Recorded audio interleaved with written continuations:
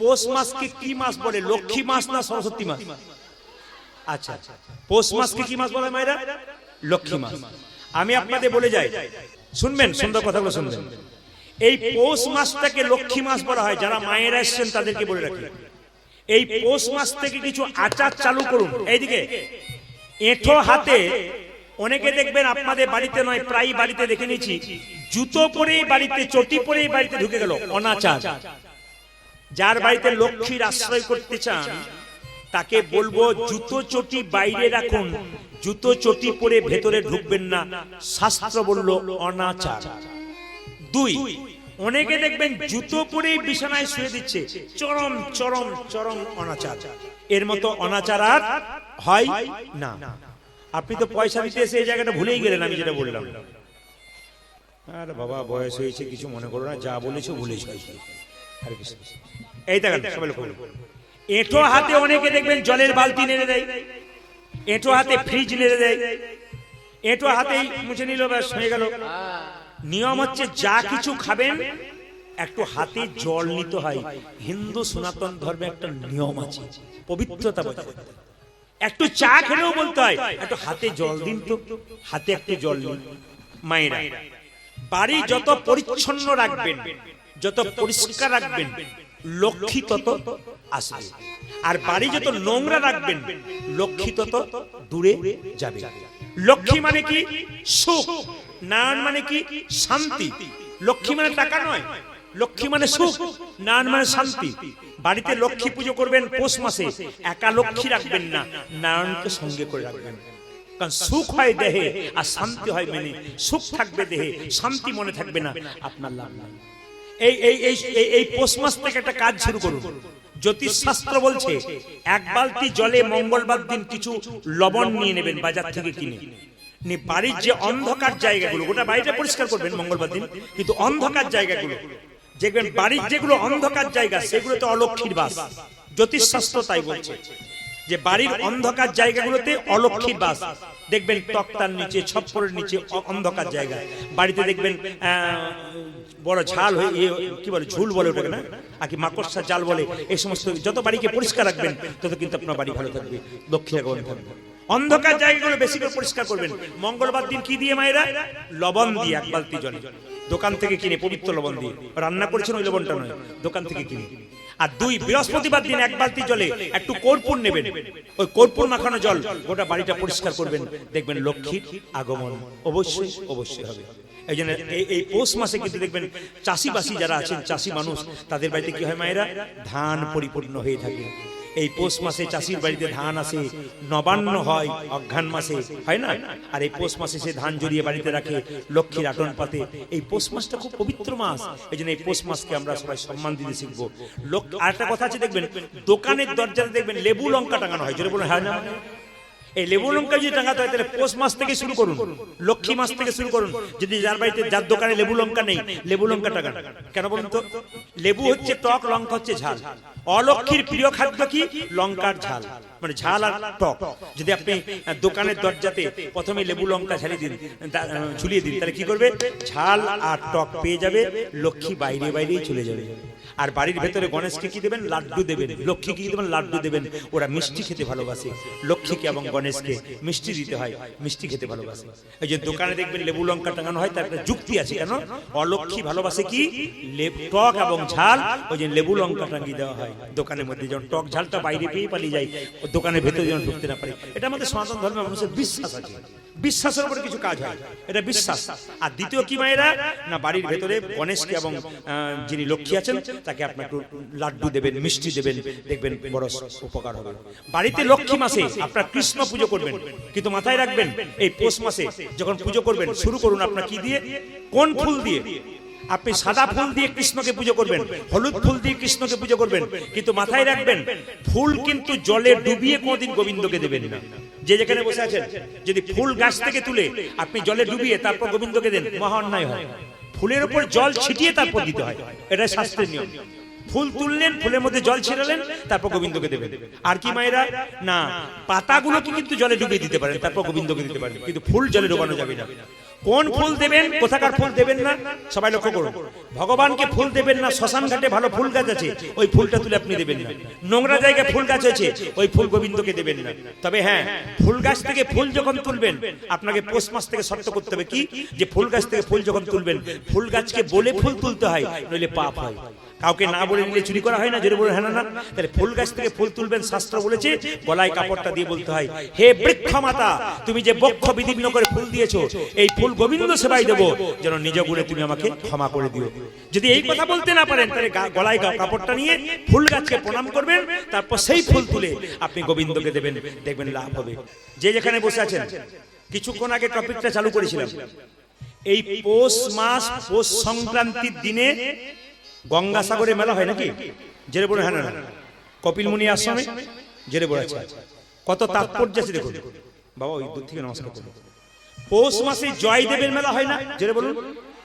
আপনাদের কপিল মুনির আশ্রমটা খুব কাছে, কিন্তু আমাদের জয়দেব মেলাটা কিন্তু ঘরের সামনে, হ্যাঁ বীরভূম।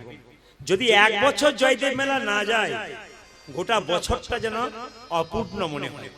সবাই তাকে দেখে এই পৌষ মাসে পৌষ সংক্রান্তির সময় পিঠে পুলি উৎসব হয় না মায়েরা? পিঠে উৎসব হয় না? আচ্ছা বেশ, সবাই রকম। পৌষ সংক্রান্তির শেষে ভগবান মহাপ্রভু কি করেছিলেন? সন্ন্যাস, জোরে বলুন, সন্ন্যাস নিয়েছিলেন। কেন শেষ দিনে নিয়েছিলেন বলুন তো? জানে বাঙালি খুব কুঁড়ে, তো পিঠে খেতে ভালোবাসে, পিঠে খাবে আর মারমার দিয়ে লেপের ভেতর ঘুমোবে, আর সেই ফাঁকে আমি নিতাই গৌর হরি বল হয়ে চলে যাব। আচ্ছা কিছু মনে করবেন না, আপনাদের এই বিশ্বাস আছে যে বৃহস্পতিবার বাড়িতে ভিক্ষা দিতে নাই? জোরে বলুন হ্যাঁ না? আমাদের বাঙালি বাড়িতে দেখবেন বৃহস্পতিবার দিন ভিক্ষা, জোরে বলুন হ্যাঁ না? দিতে নাই, তাই তো? আপনারা তাই বিশ্বাস করেন? আচ্ছা বৃহস্পতিবার যদি ভিক্ষা দিতে নাই, ভিক্ষা ভিক্ষুক দরজাতে এলে প্রতিদিনই দিতে আছে। এইদিকে বৃহস্পতিবার দিন শুধু নয়, সব দিনই দেবেন। কেন দেবেন না? মহাপ্রভু যেদিন সন্ন্যাস নেবেন তার জন্য ভিক্ষা করতে গিয়েছিল, সেই দিনটা দিন ছিল বৃহস্পতিবার দিন। তাহলে বৃহস্পতিবার দিন স্বয়ং মহাপ্রভু যদি ভিক্ষা করতে পারে, তাহলে আমরা ভিক্ষুককে ভিক্ষা দিতে পারি না কেন? এই পৌষ মাসটা আপনারা সবাই মানবেন। আমাদের বছরে দুটো মাস হয়, এই দুটো বছরে দুবার নতুন বছর হয়, একটা পয়লা জানুয়ারি, একটা পয়লা বৈশাখ, তাই তো? জোরে বলুন হ্যাঁ না? জোরে বলুন। আচ্ছা পয়লা জানুয়ারি হচ্ছে 16ই পৌষ, তাই তো?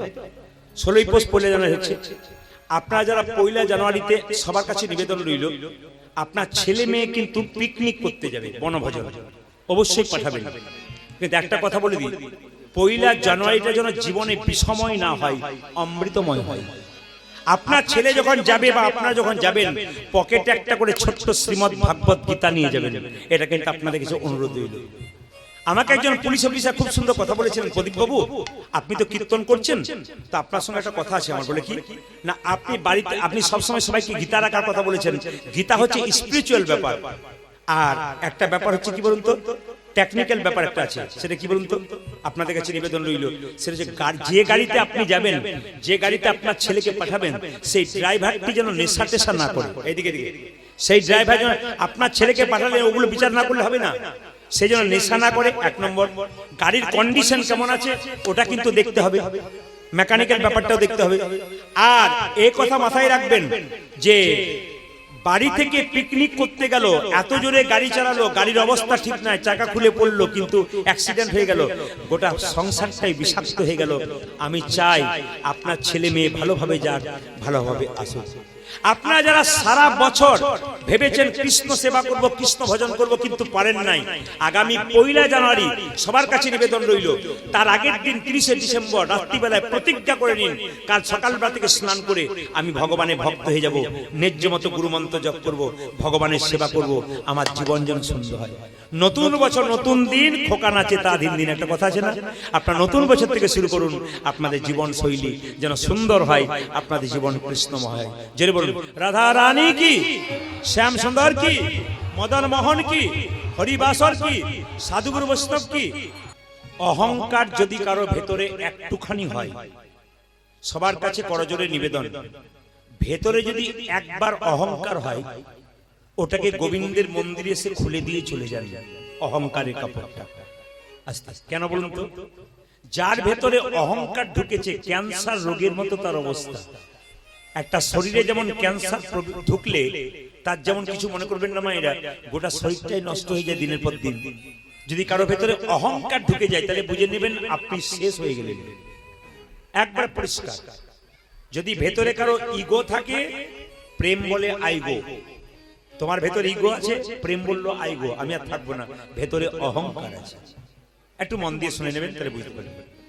মহাভারতের স্বর্গ আরোহণ পর্ব, এইদিকে যারা মহাভারত পড়েন, স্বর্গ আরোহণ পর্ব। কুরুক্ষেত্রের যুদ্ধ শেষ হবার পর পঞ্চপাণ্ডব যখন জিতে গেল, তখন দেখবেন কত বছর রাজত্ব করেছিল পঞ্চপাণ্ডব, জোরে বলবেন কেউ জানা থাকলে। 36 বছর। সবাই শুনবেন, কুরুক্ষেত্রের যুদ্ধ কৃষ্ণ জিতল পঞ্চপাণ্ডবকে নিয়ে, 36 বছর রাজত্ব করেছিল পঞ্চপাণ্ডব। হঠাৎ কৃষ্ণ যখন 125 বছর বয়সে দেহ রাখলেন, যুধিষ্ঠির মহারাজের মনে বৈরাগ্য এলো, আর সংসারে থেকে কি লাভ আছে, এবার চলে যাব বানপ্রস্থে, আর থাকবো না। রাজা যুধিষ্ঠির গেলেন, পেছনে গেলেন কে? ভীম। তারপর গেলেন কে? অর্জুন। তারপরে গেলেন কে? নকুল। তারপর গেলেন কে? সহদেব। পঞ্চপাণ্ডব। সাথে গেলেন কে? তাদের স্ত্রী দ্রৌপদী। ভালো করে শুনবেন। আর তাদের সঙ্গে একটা কালো কুকুর গিয়েছিল, মনে রাখবেন কথাগুলো। তাদের হরে কৃষ্ণ, ক্যামেরাম্যান শব্দ নেই, তাদের সঙ্গে একটা কালো কুকুর গিয়েছিল। তো যেতে যেতে লোহিত সাগরে গিয়ে অর্জুন তার ধনুষটাকে ফেলে দিলেন। অর্জুনের আরেক নাম ছিল গুরাকেশ। দেখবেন যে ঘুমকে জয় করতে পারে সে হলো গুরাকেশ। ঘুমকে, এই যে আস্তে বাবা,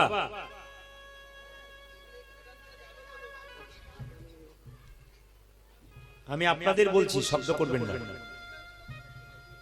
অর্জুনের আরেক নাম ছিল গুরাকেশ, কেন? ঘুমকে জয় করেছিল।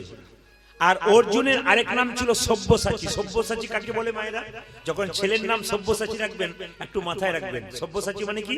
যার দুহাত সমান তালে চলে তাকে সব্যসাচী বলা হয়।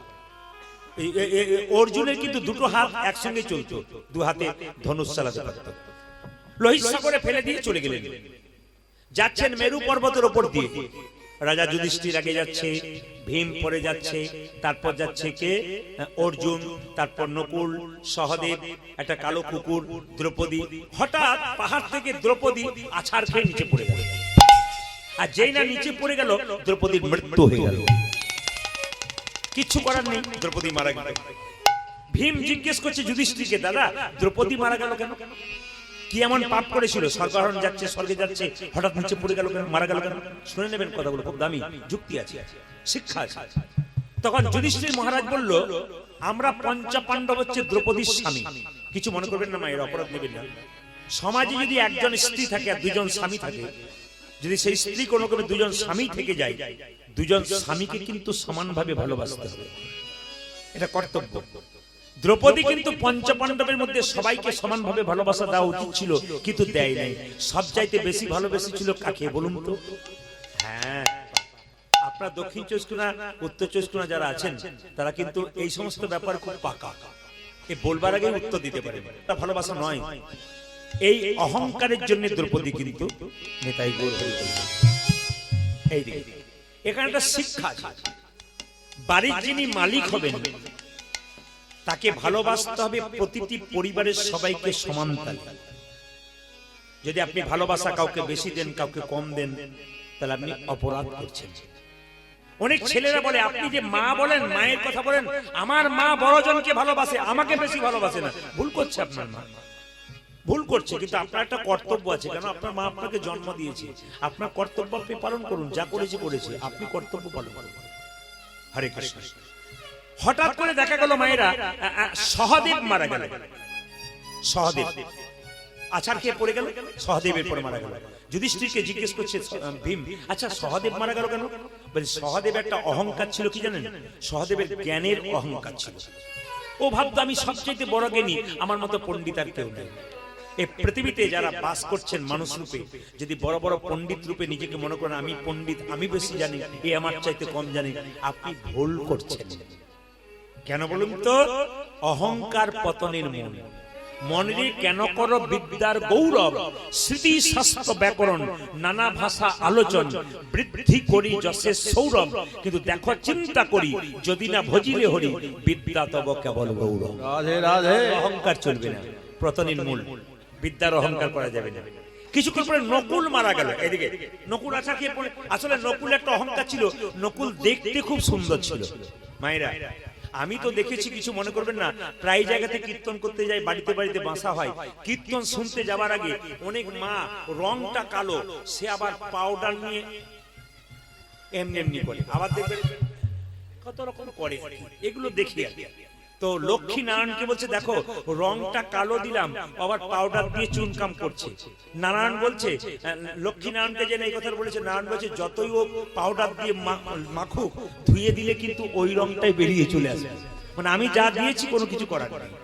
আমি আপনাদের বলতে চাই, রূপের অহংকার করবেন না। যদি কেউ মনে করেন আমি বেশ সুন্দর বা সুন্দরী, তাহলে আপনার বাড়ির দেওয়ালে আপনার দাদু ঠাকুমার ছবিটা দেখবেন, ওরা একদিন তোমার মতো ছিল, ওই জায়গায় পৌঁছেছে। তোমার যদি ভাগ্য ভালো থাকে, ওই জায়গায় পৌঁছাবে, দেখবে তোমার চেহারাটা কোথায় যায়। আপনার শুনলে চমকে যাবেন। আমি কয়েকদিন আগে জলপাইগুড়িতে ছিলাম, একটি 27 বছরের মেয়ে, এত সুন্দর দেখতে, এত সুন্দর চেহারা। যে বাড়িতে আমার বাসা, পুলিশ অফিসার সেখানে চাপ দিয়ে দাঁড়িয়ে আছে, প্রচুর ভক্ত গানের আগে ঢুকবার জন্য, প্রণাম করার জন্য তৈরি হয়েছে, প্রায় 200-250 মানুষ দাঁড়িয়ে আছে। তো পুলিশ অফিসার বলছে এখন ঢুকতে দেওয়া হবে না, গান হয়ে যাক, তারপর দেখবো আমি পারমিশন দিই কিনা।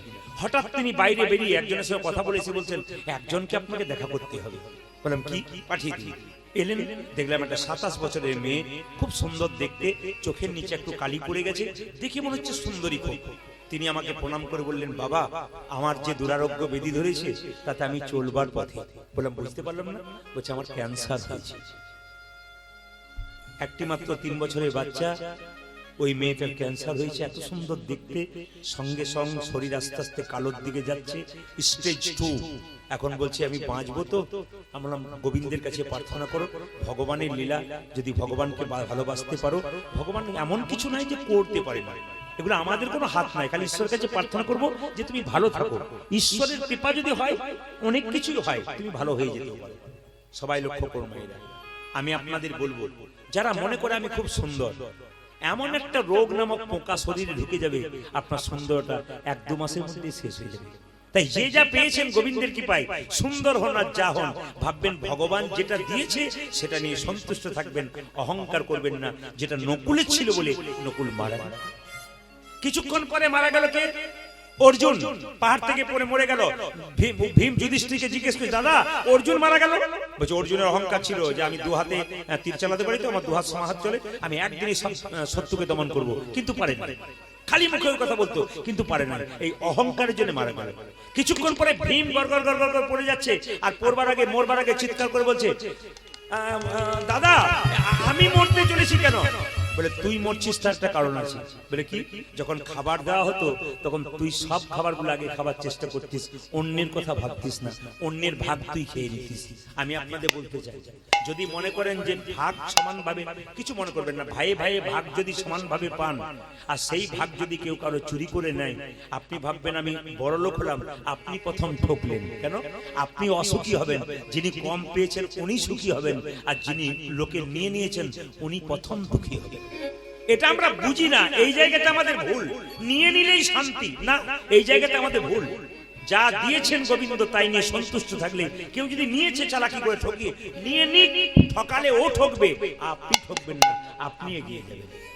সবাই লক্ষ্য করুন, কিছুক্ষণ পরে যুধিষ্ঠির মহারাজকে নিয়ে যাওয়ার জন্য ইন্দ্রদেব রথ এনেছেন। যুধিষ্ঠির মহারাজ বলছেন, আমি যদি যাই স্বর্গে, তবে আমার সঙ্গে যে কুকুরটা এসছে ওই কুকুরটা যাবে, নইলে আমি যাব না। সঙ্গে সঙ্গে ইন্দ্র বলল, না না, কুকুরে যাওয়ার কোনো অধিকার নেই, আপনি যাবেন। যুধিষ্ঠির মহারাজ, আপনাকে যেতে হবে। বলে না, তাহলে আমি যাবই না, কুকুরটাকে নিয়ে যাব। সঙ্গে সঙ্গে কুকুরটা নিজের রূপ ধারণ করলেন। আসলে কুকুরটা ছিল ধর্ম। তিনি বললেন, আমি তোমার পেছন পেছন কুকুর রূপে ধারণ করে এলাম, দেখলাম সত্যি তুমি ধর্মরাজ যুধিষ্ঠির, তোমাকে সশরীরে তুমি স্বর্গে আরোহণ করতে।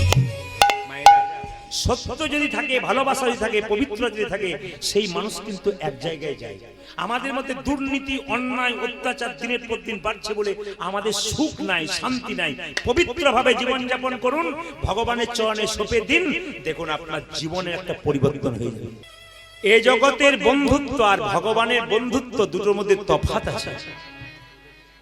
আপনি কাউকে বন্ধুত্ব করবেন যাচাই না করেই বন্ধু করে দেন, কিন্তু কৃষ্ণ যাকে বন্ধু করে তাকে যাচাই করে বন্ধু করে। যারা কীর্তন শুনছেন তারা একবারে শব্দ না করে মন দিয়ে শুনে নিন, লাভ আছে। বন্ধুত্ব হচ্ছে যে সুখে দুঃখে সমান থাকবে, মানে সুখের সময় দেখবেন অনেক বন্ধু জোটে, দুঃখের সময় দেখবেন বন্ধু নাই, সরে যায়। একটা প্রমাণ দেখুন, আপনি যখন ছেলের বিয়ে দেবেন তখন দেখবেন ছেলে যখন বিয়ে করতে যাবে বরযাত্রী কিন্তু আগে আগে যাবে।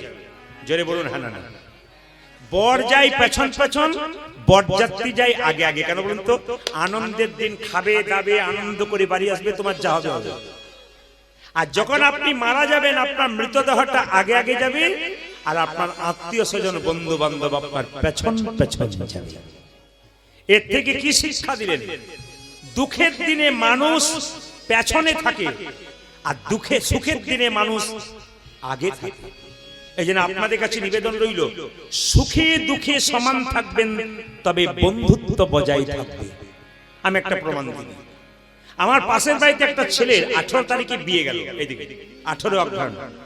তো ছেলেটি বলছে, বাবা আমি সামনে বসে আছি, বলছে সন্ধ্যে 7টা বাজছে। ওর বাবাকে বলছে, বাবা আমার বিয়েতে 7 জন বন্ধু আমার খুব অন্তরঙ্গ, খুব প্রাণের, এদেরকে নিমন্ত্রণ করতে হবে। বাবা বললো ঠিক আছে, কোনো অসুবিধা নেই, তুই নাম্বারগুলো দে, তোর কত প্রাণের বন্ধু একবার পরীক্ষা করে দেখবো।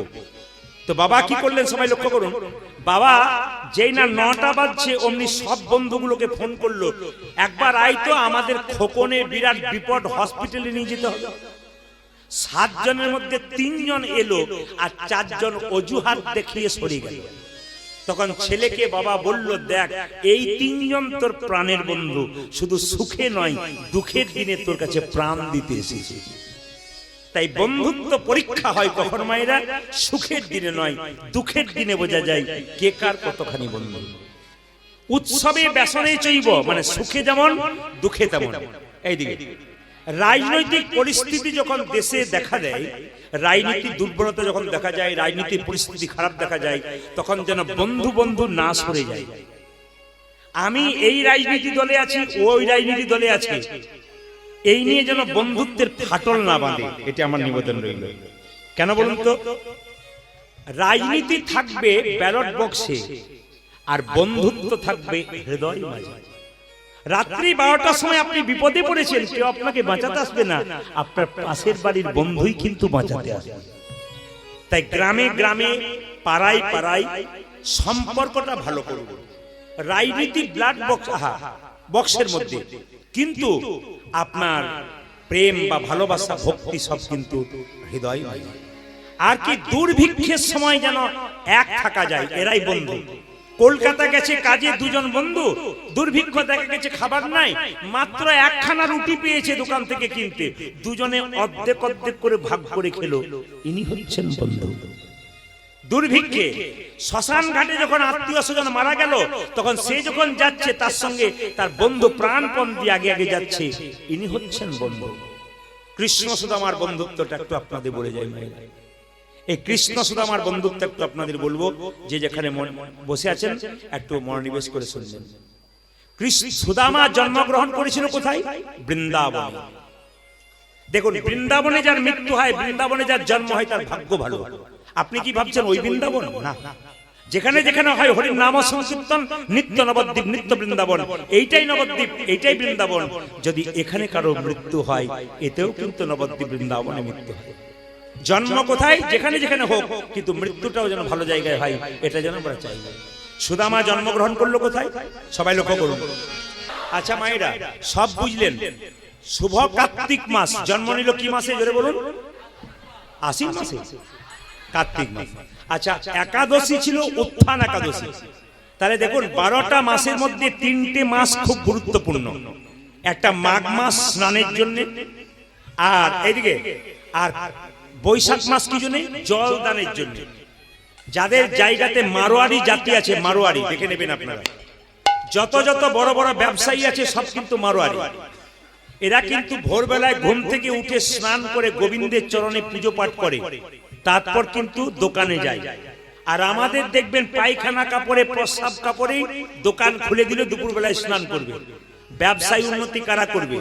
যেখানে পবিত্র ভাব আছে সেখানে সব জায়গায় উন্নতি আছে। আমি বারবার বলবো, মায়েরা বাড়ি ঘর সংসার করছেন, তো যত বাড়ি পরিচ্ছন্ন পবিত্র রাখবেন তত আপনার বাড়ি লক্ষ্মী আগমন হবে। আর যে বাড়ি যত নোংরা থাকবে সে বাড়িতে গিয়েই বুঝতে পারবেন ওই বাড়ির স্ত্রী কেমন। আপনার বাড়ি ঢুকলে আমি বুঝে নেবো যে আপনি কেমন গ্রুপের মানুষ। আপনি পবিত্র ভাব বজায় রেখেছেন না অপবিত্র ভাব বজায় রেখেছেন। আপনার বাড়ি ঢুকলেই বুঝতে পারবো পবিত্রতা কতখানি আছে। যে যেখানে বসে আছেন মন দিয়ে শুনবেন। তাহলে বৈশাখ মাসটা কি জল দানের জন্য। আপনারা দেখবেন যত মারোয়ারি জাতি আছে বৈশাখ মাসে দোকানের সামনে জল শরবত নিয়ে বসে থাকে, যারা রাস্তা দিয়ে যায় তাদের জল শরবত খাওয়ানোর জন্য। এটা হচ্ছে বৈশাখ মাস। আর 12 মাসের মধ্যে শ্রেষ্ঠ মাস কোনটা বলুন তো? কার্তিক মাস। কেন? এই মাসটা হচ্ছে নিয়ম সেবার মাস। এই সব মাসে ভগবানকে মা যশোদা দড়ি দিয়ে বেঁধেছিল, তাই তো? যেটা বলুন হ্যাঁ না বেঁধেছিল। এই জন্য আপনাদের এই মাসটা কিন্তু খুব গুরুত্বপূর্ণ মাস। সেই কার্তিক মাসেই কিন্তু জন্ম নিল সুদামা। মায়েরা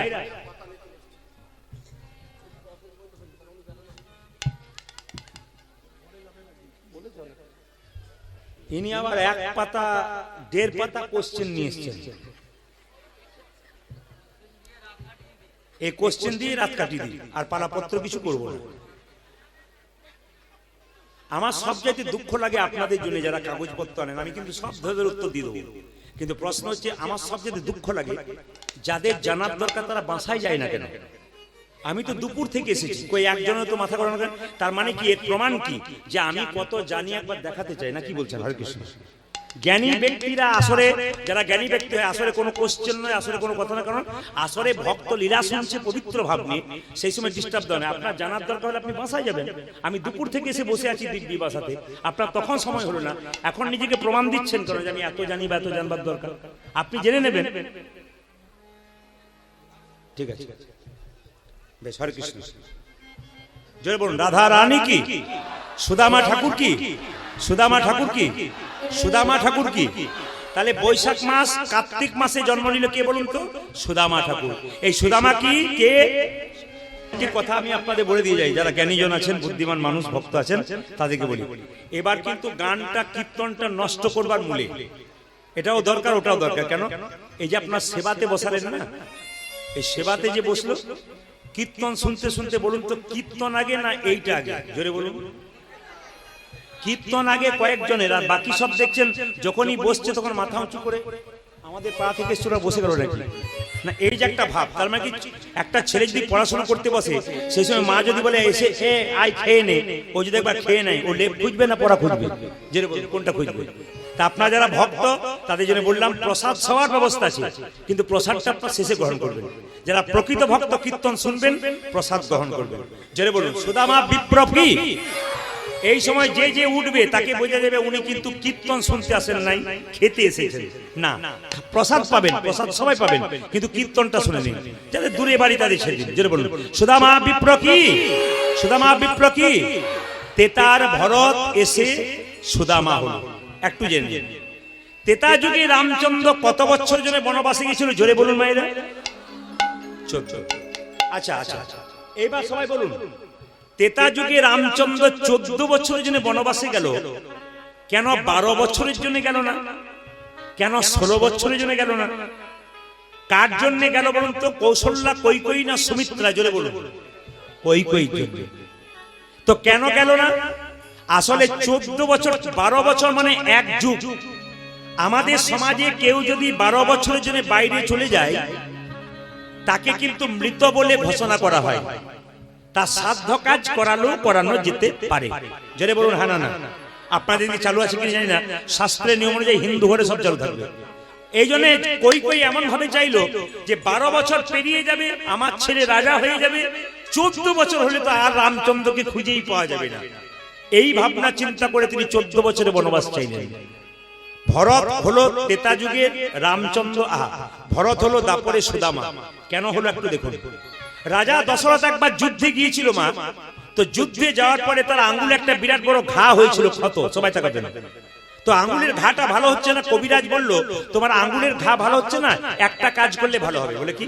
তোমার তো 3 জন স্ত্রী আছে, কৌশল্যা, কৈকেয়ী, সুমিত্রা। এদের মধ্যে যে মুখ দিয়ে আঙ্গুলটা চুষে চুষে লালা দিয়ে তোমার আঙ্গুলটাকে পরিষ্কার করতে পারবে, তোমার আঙ্গুল কিন্তু ভালো হয়ে যাবে।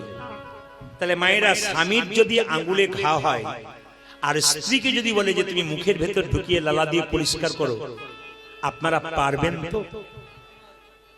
এখন 2-4 জনকে হ্যাঁ হ্যাঁ দেখলাম, আবার 2-4 জন মুখটা দেখলাম, আমি টেস্ট করে দেখলাম, আবার 2-4 জন যেন অরুচি হলো, এমনি দেখালো ভাব না না। তাহলে দেখতে হবে কি? বলে হ্যাঁ আমি আমার স্ত্রীরা আমাকে খুব ভালোবাসে, বিশেষ করে কৌশল্যা, সুমিত্রা তো ভালোবাসে। আজকে সমাজে যাকে মনে করেন আমাকে সমাজে বাড়িতে খুব ভালোবাসে, সেই দেখবেন পরে আপনার সঙ্গে বেইমানি করে। আর যাকে ভাবেন ভালোবাসে না, সে কিন্তু আপনাকে শেষে আপনার পাশে দাঁড়ায়। এ প্রমাণ। কৌশল্যা রাজা দশরথ বলল, আমার আঙুলটা পরিষ্কার করে দাও লালা দিয়ে। স্বামী, আমি সবকিছু পারবো, আঙুলটাকে আমি পরিষ্কার করতে পারবো না। আমার লালা দিয়ে আমি অন্য কিছু যা বলবো সব করবো, আমি আমার মুখের মধ্যে ঢুকিয়ে লালা দিয়ে পরিষ্কার করতে পারবো না। বেশ ঠিক আছে সুমিত্রা তুমি। স্বামী, আমারও একই কথা, আমি পারবো না। বেশ ঠিক আছে। মনে মনে ভাবলো এবার তো কৈকেয়ী না বলে দেবে। কৈকেয়ী তুমি।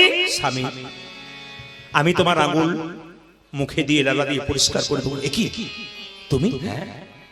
স্ত্রীর সবচাইতে দামি জিনিস হলো স্মৃতির সিঁদুর হাতের শাখা। মায়েরা, একটা সদবা নারীর সবচাইতে দামি জিনিস স্মৃতির সিঁদুর আর হাতের শাখা।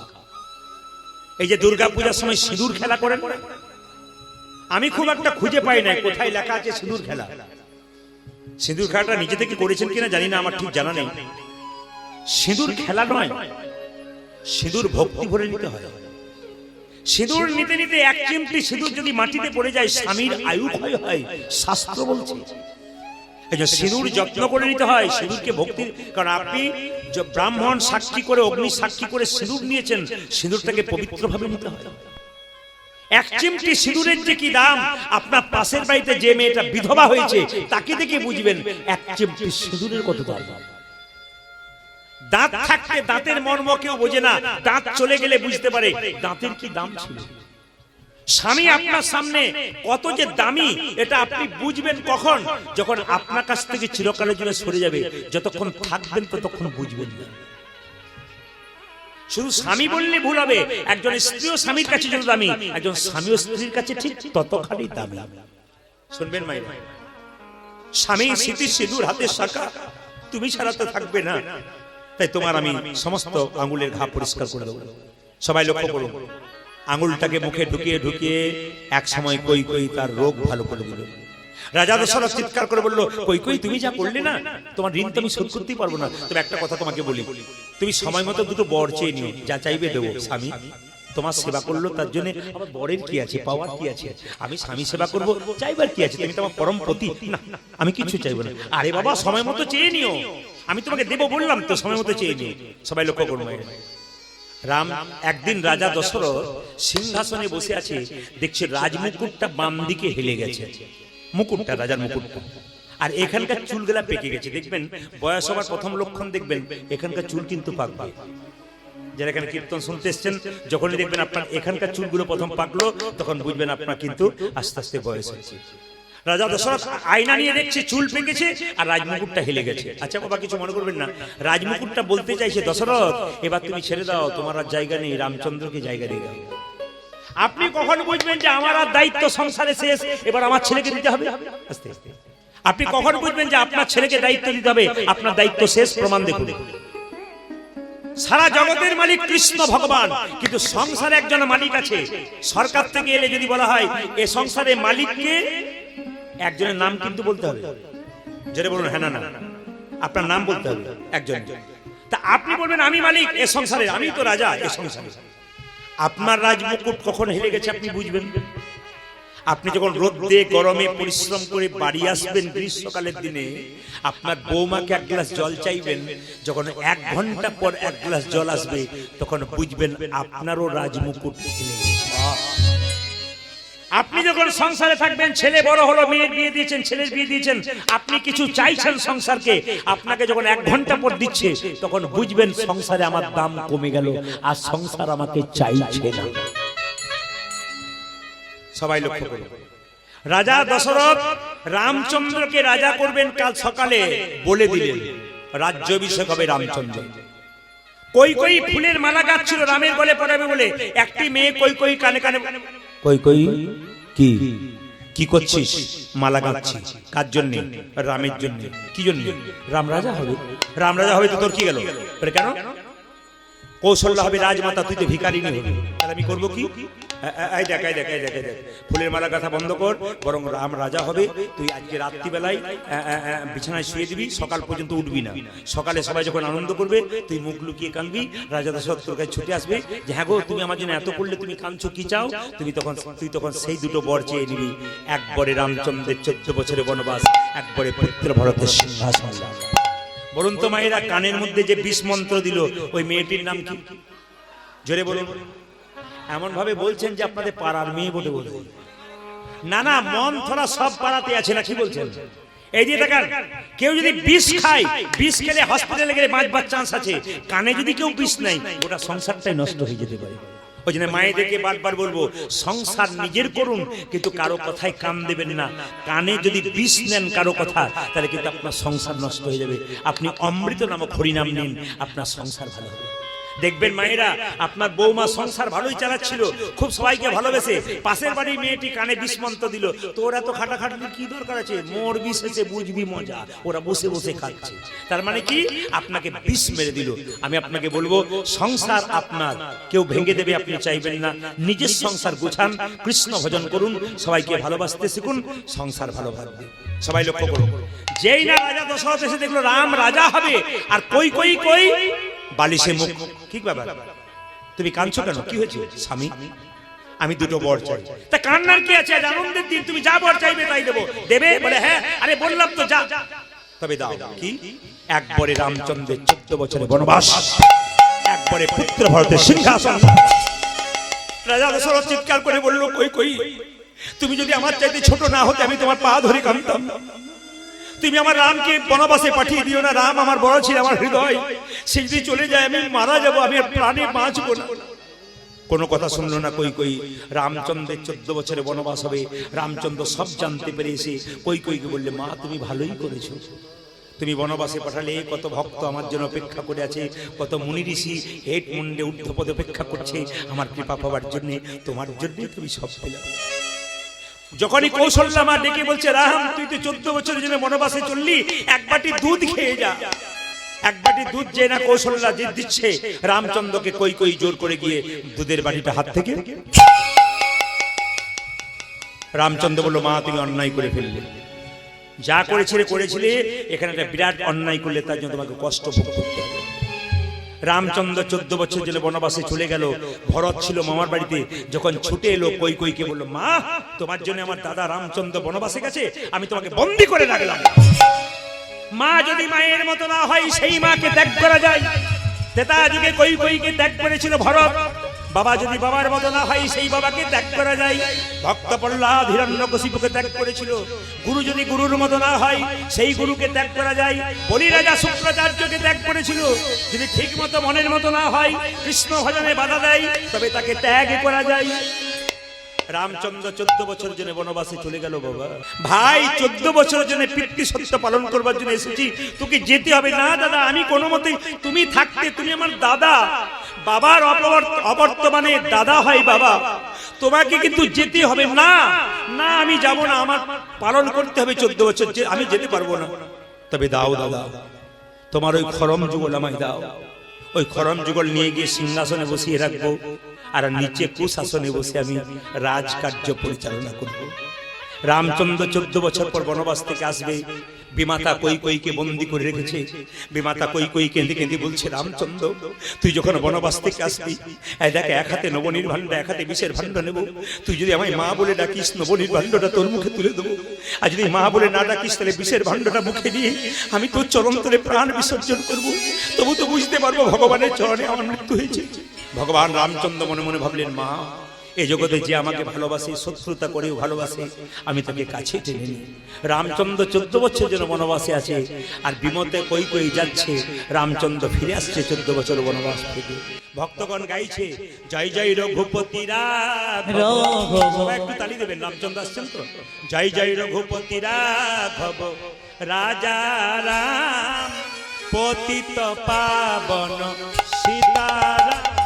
জয় জয় রঘুপতি রাঘব রাজা রাম পতিত পাবন সীতারাম। জয় জয় রঘুপতি রাঘব রাজা রাম পতিত পাবন সীতারাম। জয় জয় রঘুপতি রাঘব রাজা রাম পতিত পাবন সীতারাম। ঈশ্বরী আল্লাহ তেরো নাম সবকো সুমতি দে ভগবান।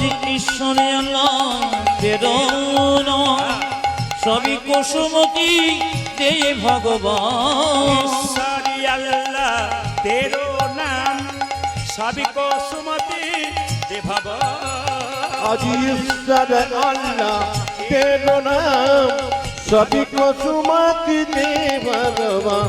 রঘুপতি রাঘব রাজা রাম পতিত পাবন সীতারাম। জয় জয় রঘুপতি রাঘব রাজা রাম পতিত পাবন সীতারাম। রঘুপতি রাঘব রাজা রাম পতিত পাবন সীতারাম। বিমাতা কই কই এক হাতে নবনী এক হাতে বিষের ভাণ্ড নিয়ে রামচন্দ্রকে কেঁদে কেঁদে বলছে, একবার আমায় মা বলে ডাক, আমার নারী জনম ধন্য হবে। ওরে রাম একবার আমায় মা বলে ডাক, নারী জনমে ধন্য হবে। একবার আমায় মা বলে ডাক, নারী জনম ধন্য হবে। জয় একবার আমায় মা বলে ডাক, নারী জনম ধন্য হবে। মামা বলে ডাকিরে একবার, ওরে রাম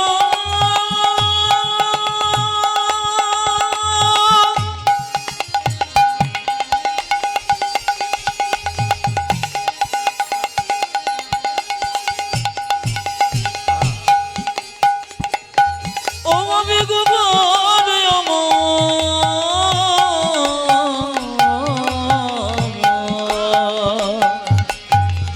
মামা বলে ডাকিরে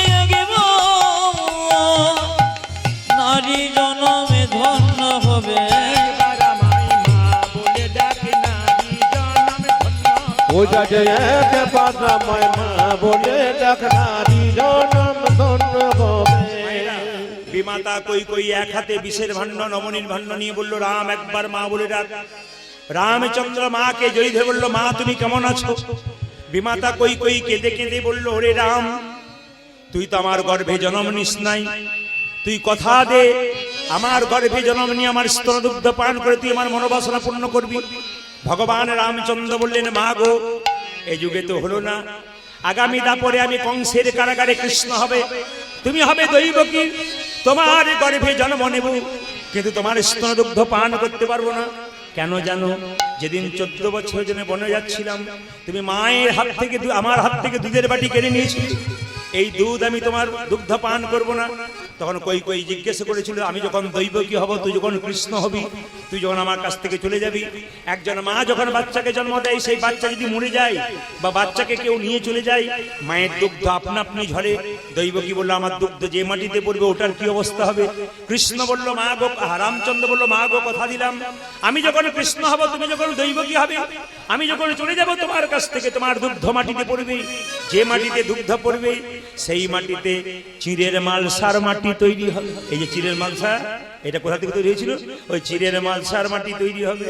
তবে কথা দিলাম, বলে কি, ওগো মা, আগামী কলিযুগে তুমি হবে সচী মাতা, আমি হব গৌর হরি, তোমার মনের বাসনা পূর্ণ করব, তোমার গর্ভে জন্ম নিয়ে তোমার স্তনদুগ্ধ পান করি। সঙ্গে সঙ্গে রামচন্দ্র যখন বনবাস থেকে এলো, দেখতে পেল ভরত বসে আছে নিচে, আর তার চরণ যুগল আছে সিংহাসন। ভরতকে বলল, ভরত রে, তুই যে আমার জন্য এত করেছিস, তুই যে আমার জন্য এত করেছিস, রাধে রাধে। আমি তোকে কথা দিলাম আগামী দাপরে যখন আমি কৃষ্ণ হব, তুই এই যুগে আমার ভাই হলি, তুই যেন বন্ধু রূপে জনমে নিবি। ও তুই বন্ধু রূপে জনমে নিবি, বন্ধু রূপে জনমে নিবি। ও তুই বন্ধু রূপে জন্ম নেবে। তারপরেতে সুদামা হবি, বন্ধু রূপে জনমে নিবি। উজি যাব রে সুদামা হবে, বন্ধু রূপে জনে মনে ও যে তারপরে সুদামা হবি, বন্ধু রূপে জনে ও তুই মনে তারপরে সুদামা হবি। বন্ধু রূপে জন্ম নেবে, তুই বন্ধু রূপে জন্ম নেবে। কৃষ্ণ সুদামা ছোট অবস্থায় গোষ্ঠে গিয়ে খেলা করছে, প্রত্যেকদিন নতুন নতুন খেলা। একদিকে কৃষ্ণ ছোট অবস্থায় খেলছে আর সুদামা, দুই বন্ধু হয়ে গেছে। রামচন্দ্র কৃষ্ণ হয়েছে আর ভরত হয়েছে সুদামা। খেলা করছে 26 জন বন্ধু নিয়ে, 24 জন বন্ধু কৃষ্ণ এবং বলরাম নিয়ে 26 জন। কিভাবে খেলছে, কিভাবে খেলছে মায়েরা? কানাই খেলিছে বিনোদ খেলা গো, কানাই খেলিছে বিনোদ খেলা। কানাই খেলিছে বিনোদ খেলা গো, কানাই খেলিছে বিনোদ খেলা। কানাই খেলিছে বিনোদ খেলা গো, কানাই খেলিছে বিনোদ। উলুধ্বনি। ও কানাই খেলিছে বিনোদ খেলা গো, কানাই খেলিছে বিনোদ খেলা। কোটি তটে ঘটি গায়ে রাঙা মাটি, কানাই গাজে রাঙ্গা মাটি কোটি তটে ধনি, গায়ে রাঙা মাটি কোটি তটে। উইনা আমার কালি রাঙা মাটি, কোটি দটে তটি গলে দলে বনমালা গো, গলে দলে বনমালা। কানাই খেলিছে বিনোদ খেলা গো, কানাই খেলিছে বিনোদ খেলা। ও কানাই খেলিছে বিনোদ খেলা গো, কানাই খেলিছে বিনোদ খেলা। প্রিয় বলরাম শ্রীরাম সুদা, আজ প্রিয় বলরাম সীতাম সুদাম, প্রিয় বলরাম শ্রীরাম সুদা। উইনা প্রিয় বলরাম সীতাম সুদাম। সখাগণ সবে মেলি গো, আজ সখাগণ সবে মেলে, কানাই খেলিছে বিনোদ খেলা গো, খেলিছে বিনোদ খেলা। ও কানাই খেলিছে বিনোদ খেলা গো, কানাই খেলিছে বিনোদ খেলা। নতুন খেলা খেলবো, কি খেলবো মোরা নতুন খেলা, খেলিব মোরা গান্ধী জোড়া, খেলবো মোরা নতুন ওরা খেলা। যে খেলব মোরা নতুন খেলা। কাঁধে করাই আর কাঁধে চড়া, খেলবো মোরা নতুন ওই দেখি কাঁধি করা জানি কাঁধে চড়া, খেলিব মোরা নতুন খেলা, আরে কাঁধে চড়াই আর কাঁধে আরে করা, খেলিব মোরা নতুন খেলা, আরে কাঁধে চড়াই আর কাঁধে আমরা করা। খেলিব মোরা নতুন খেলা, আরে খেলব মোরা নতুন খেলা। সবাই লক্ষ্য করো মায়েরা, হরিনামের খেলার মধ্যে আনন্দ আছে। কিছু মনে করবেন না, এ জগতে যে মদ খায় তার মতো আনন্দময় পুরুষ আর নাই, যতক্ষণ খায় ততক্ষণ। তবে আপনাদের এখানে এসে একটা খুশি হলাম, এইদিকে দিকে আপনাদের এখানে খুশি হলাম। একজন বললো, দাদা সব জায়গায় যা পাবেন পাবেন, আমাদের এখানে কোনো মাতাল নাই। আপনাদের হাসিতেই বুঝতে পারছি পার্টি আছে, আপনাদের এখানে বুঝতে পারছি হাসিতেই বুঝতে পারছি পার্টি আছে। একজন তো মাঝে বসে বলছে আমি খাই, ধন্যবাদ জানাই। শুনে রাখুন, শুনে রাখুন। তবে আপনাদের এলাকাতে যে 2-4 জন আছে তার প্রমাণ কিন্তু আমি পেয়ে গেছি। এইদিকে এদিকে প্রমাণ পেয়ে গেছি। আমি যখন কীর্তন করতে ঢুকছিলাম, ফোনের মাধ্যমে আসছিলাম, যেই না গ্রামটা থেকে একটু দূরে আছি, ঢুকবো আর মাঝখানটাতে একজন আমাকে গাড়িটা আটকে বলছে, আপনি প্রদীপ বাবু না? আমি তখনই বুঝলাম পার্টি আছে। আছে বলছে আপনার তো আজকে এখানে গান আছে, চণ্ডী মাতার মন্দির আমার হ্যাঁ। বাড়ির কাছে আছে। আপনি সকাল থেকে কি আরম্ভ করেছেন? বলছে একটু না খেলে একটু না খেলে আনন্দ হয় না। আপনি একটা কবিতা বলুন। বললাম কবিতা তো আমার জানা নাই। উনি বলছেন আমি বলবো। বললাম 2 লাইন বলো, বেশি বলার দরকার নেই। উনি কি বলছেন দেখুন, আপেলে পোকা, দুধে জল, বিড়িতে শক্তি, আর মদে বল। কি পাকা পাটি! হ্যাঁ, পাকা পাটি। তবে আমি কেন বললাম বলুন তো, উনি কিন্তু কীর্তন শুনতে এসেছেন, আমাকে খালি এসে থেকে এরকম এরকম করছেন বলেই বললাম। মানে এসেছেন আর কি। উনি বলেছিলেন 1 লাইন কবিতা আপনাকে বলতে হবে, আমার আসরে বলে দেবো, অসুবিধা নেই। তো ওনার জন্য বলি, যিনি খেয়ে এসেছেন বা সারাদিন খান, উনি দাঁড়িয়ে আছেন, উনি যেহেতু কবিতা বলতে বলেছেন, আমি 1 লাইন বলি। খাবে জেডি, ফুলবে বডি, আর শ্মশান তোমার জন্য রেডি। পাকা। মানে যে মদ খায় সে শুধু মদ খায় না, মদ ওকে খায়। আপনি যতই বলুন ওকে বারণ করতে পারবেন না, যতই খোঁচা দেন, কেন? ও তো বন্ধু করে নিয়েছে। আবার অনেকে দেখবেন কিরকম কথা বলে, আমাকে বন্ধুরা খাইয়ে দিয়েছে। আচ্ছা বলুন তো, যে মদ খাওয়ায় সে কখনো বন্ধু হয়? জোরে বলবেন। আপনি মদের গ্লাস নিয়ে মাতাল হয়ে পড়ে আছেন, যে ছেলেটি এসে আপনার হাত থেকে বোতলটাকে নিয়ে কেড়ে ফেলে দিল, তিনি হচ্ছেন বন্ধু। আর যে মদ খায় না, তার হাতে যদি জোর করে মদ ধরিয়ে দিল, উনি বন্ধু নন, উনি শত্রু। উনি যেমন নিজের সংসারকে ধ্বংস করেছেন, আপনার সংসারটাকে ধ্বংস করতে চাইছেন। তাই যদি তাকে আপনি বন্ধু মনে করেন, তাহলে আপনি ভুল করছেন। সবাই লক্ষ্য করবেন।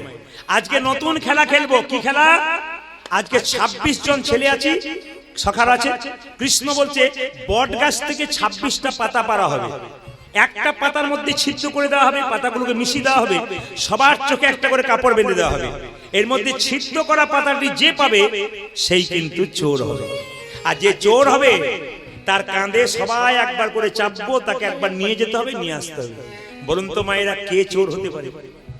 কার কপালে ছিদ্র পাতা পড়তে পারে? জোরে বলুন।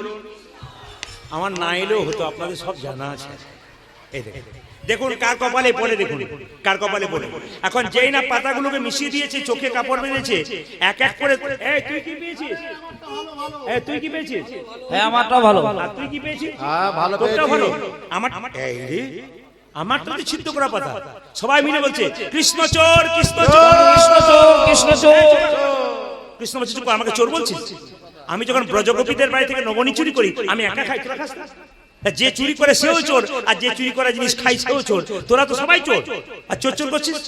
আচ্ছা ঠিক আছে। কৃষ্ণ মনে মনে ভাবছে, সুদামা রে, ভক্ত তো আমার চরণ ধরি কাঁদি, আমি তো কোনদিন ভক্তির চরণ পাই না, কোনদিন চরণ পাই না।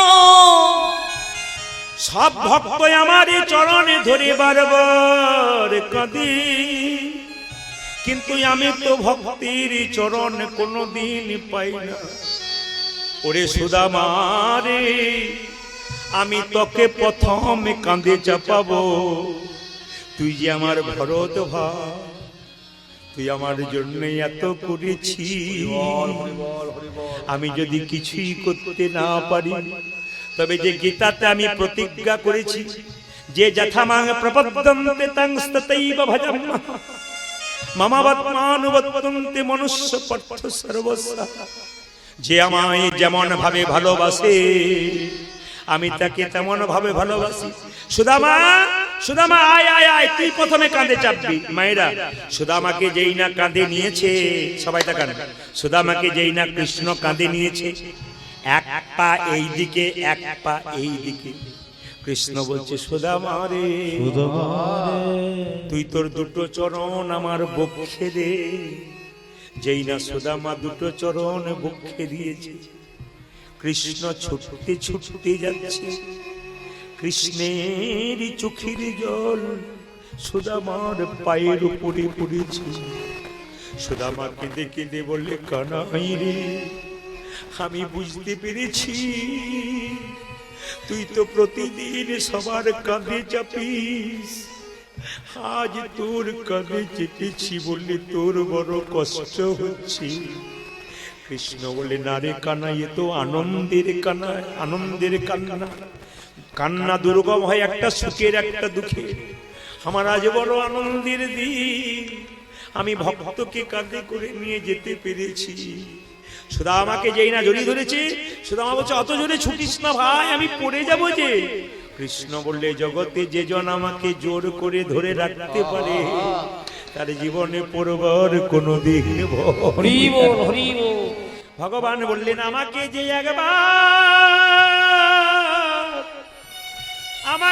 একবার চোর করে ধরতে পারে তার তো ভয় খাবার কোনো উপায় নাই। এ জগতে কোনো ভক্ত যদি কোনো দিকে না তাকিয়ে আমার চরণে স্মরণ করে তার জীবন ধন্য হয়ে যায়। সুদামা কৃষ্ণ কাহা কৃষ্ণ সুদামাকে কাঁধে নিয়ে যাচ্ছে। সুদামা রে লইয়া কৃষ্ণ ছুটিতে লাগিলা হরি সুদামারে লইয়া কৃষ্ণ ছুটিতে লাগিল। সুদামা রে লইয়া কৃষ্ণ ছুটিতে লাগিলা ও যদি সুদামা রে লইয়া কৃষ্ণ ছুটিতে লাগিল। ওরে পঙ্কয়াম্ব বৃক্ষ তলে আসিয়া দাঁড়াল। আজি পঙ্কয়াম বৃক্ষ তলে আসিয়া দাঁড়ানো। যে পঙ্কয়াম্ব বৃক্ষ তলে আসিয়া দাঁড়াল। ওই একটা প্রক্ষয়াম্ব বৃক্ষ তলে আসিয়া দাঁড়ালো। তুই দাঁড়া ভাই দাঁড়া, ও তুই দানা ভাই দানা ভাই। দাঁড়া ভাই দাঁড়া, ও তুই দাঁড়া ভাই দাঁড়া ভাই। অমন করে ছুটিস না ভাই, দাঁড়া ভাই দাঁড়া ভাই। ও তুই মনে করে ছুটিস না ভাই দাদা ভাই দাদা ভাই। অমন করে ছুটিস না ভাই, দাঁড়া ভাই দাঁড়া ও তুই এমন করে ছুটিস না ভাই, দাঁড়া ভাই দাঁড়া ভাই। ওই একটা প্রক্ষয়াম্ব বৃক্ষ তলে আসিয়া দাঁড়ালো।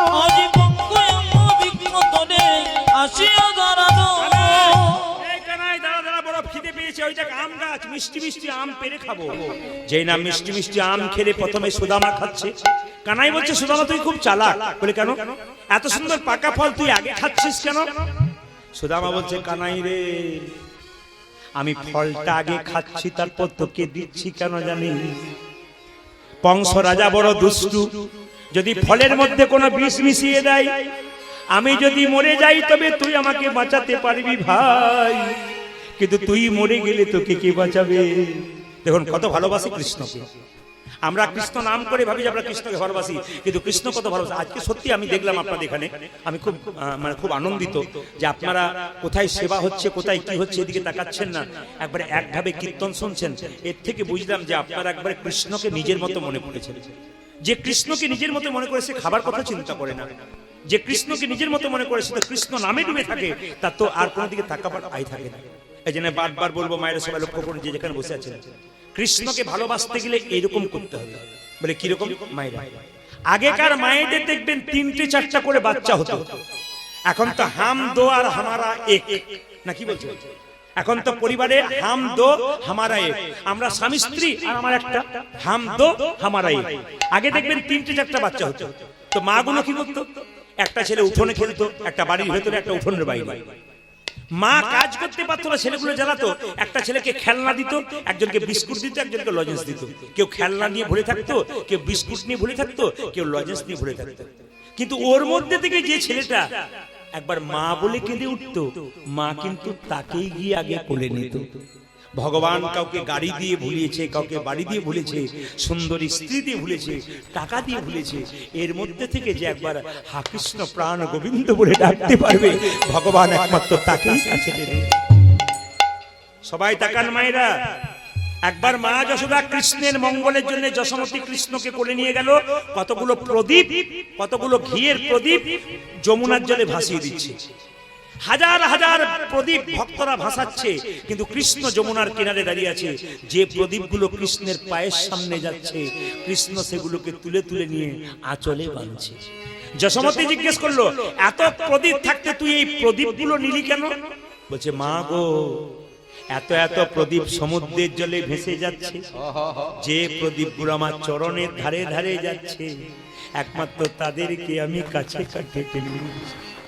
এই সংসার সমুদ্রে আমরা আমার করে কতজন ভেসে যাচ্ছি, কিন্তু ওর মধ্যে যেজন একবার কৃষ্ণের চরণের ধারে ধারে যেতে পেরেছে, নিতাই গৌর হরিবল বলে কৃষ্ণ তাকে কাছে টেনে নিয়েছে। কি সুন্দর যুক্তি দেখুন। হ্যাঁ হ্যাঁ, একটা সুন্দর কথা বলি মায়ের, এই দিয়ে তাকান, মন কিন্তু আপনার এখানে থাকবে, অন্যদিকে থাকবে না। এটা প্রমাণ কি?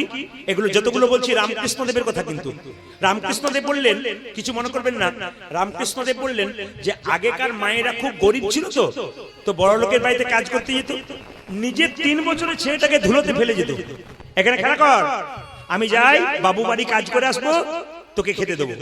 নিজের ছেলের জন্য পরের বাড়িতে কাজ করতে যেত। বড় লোকের বাড়িতে গিয়ে ওই বয়সের একটি ছেলে, নিজের ছেলেটা 3 বছর বয়স, আর বড় লোকের বাড়িতে গিয়ে 3 বছরের বাচ্চাটাকে নিয়ে নাচাতো, ঘুরে ঘুরে বেড়াতো, স্নান করাতো, জামা পরাতো, খাওয়াতো। কিন্তু যতই মা বড় লোকের ছেলেকে খাওয়াক আর নাচাক, মন কিন্তু তার ধুলোই পড়া ছেলেটার দিকে থাকবে। আপনার গাড়ি বাড়ি টাকা পয়সা ধন দৌলত যতই থাকুক না কেন, আপনার মন কিন্তু গোবিন্দ চরণে থাকবে। মায়েরা, এভাবে কিন্তু কৃষ্ণ সুদামার খেলা শেষ হয়ে গেল। কৃষ্ণ এক সময় কংসকে ধ্বংস করার জন্য মথুরার রাজা হয়ে গেল। মায়েরা এদিকে তাকাবেন, যেই না মথুরা রাজা হয়ে গেল, আপনাদের কাছে একটা জিজ্ঞেস করা আছে যারা কীর্তন শুনছেন, কৃষ্ণকে কংস কোনো অস্ত্র দিয়ে মেরেছিল? জোরে বলুন, যারা ভাগবত পড়েছে বলুন বাবা, কি মেরেছিল? না। কি দিয়ে মেরেছিল? ঘুষি দিয়ে? না, কৃষ্ণ কংসকে মারেই নাই। কংস কৃষ্ণকে দেখে আটকে উঠে মরে গেছিল, হার্ট অ্যাটাক। তাহলে কৃষ্ণের কত পাওয়ার দেখুন। কৃষ্ণকে দেখে কংস মারা গিয়েছিল। শুধু তাই নয়, শুধু কৃষ্ণ একটা ঘুষি দেবার ভান করেছিল, ওতেই কংস মারা গিয়েছিল। কংস নিধন করবার জন্য যখন বৃন্দাবন ছেড়ে মথুরায় চলে গেল, তখন বৃন্দাবনে কে কাঁদছে জানেন? সবাই কাঁদছে, তার সঙ্গে কাঁদছে কে? সুদামা। কেঁদে কেঁদে বলছে, কানাই, তুই আমায় ফাঁকি দিয়ে চলে গেলি ভাই, তুই যে আমার প্রাণের ভাই বন্ধু, তুই চলে গেলে আমি কি নিয়ে বাঁচবো? ওরে বজের কানো রে, কোন দুঃখে তুই রাজা হলি মথুরাপুরে। ওরে ব্রজে কাননে, কোন দুঃখী তুই রাজা বলে মথুরাপুরে। ওরে বজের কানো রে, কোন দুঃখে তুই রাজা হলি মথুরাপুরে। ওরে ব্রজের কাননে,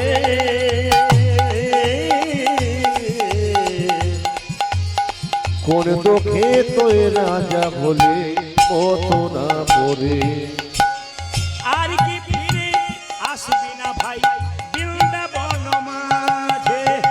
কানাই রে, কানাই রে,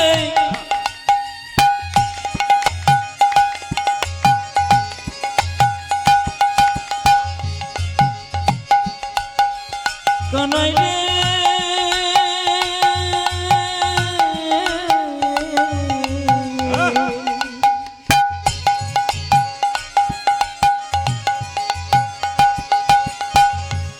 কানাই রে,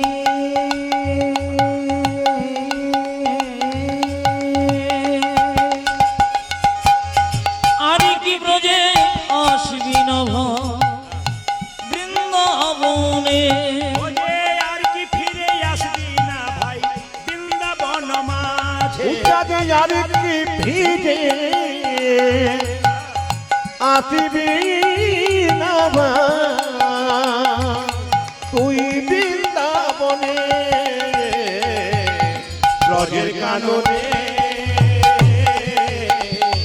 কোন দুঃখে তুই কোন দুঃখে তুই রাজা বলে মথুরাপুরে। ওরে ব্রজে কাননে, কোন দুঃখী তুই রাজা বলে মথুরাপুরে। নন্দ রাজা জেলেছে চিতা প্রাণীতে জীবার তরে। আজ নন্দ রাজা জেলেছে চিতা প্রান্তে জীবর তরে। নন্দরানী লয়ে নবনী ফিরছে দাঁড়ে দাঁড়ে। ও নন্দরানে লয়ে নবনে ফিরছে দাঁড়ে দাঁড়ে। নন্দরানী লয়ে নবনী ফিরছে দাঁড়ে উজানে দাঁড়ে। নন্দরানী লয়ে নবনী ফিরছে দাঁড়ে দাঁড়ে। বজের কানো রে, কোন দুঃখে তুই রাজা হলি মথুরাপুরে। ওরে ব্রজে কানরে কোন দুঃখী তুই রাজা করি মথুরাপুরে। আজ কোন দুঃখে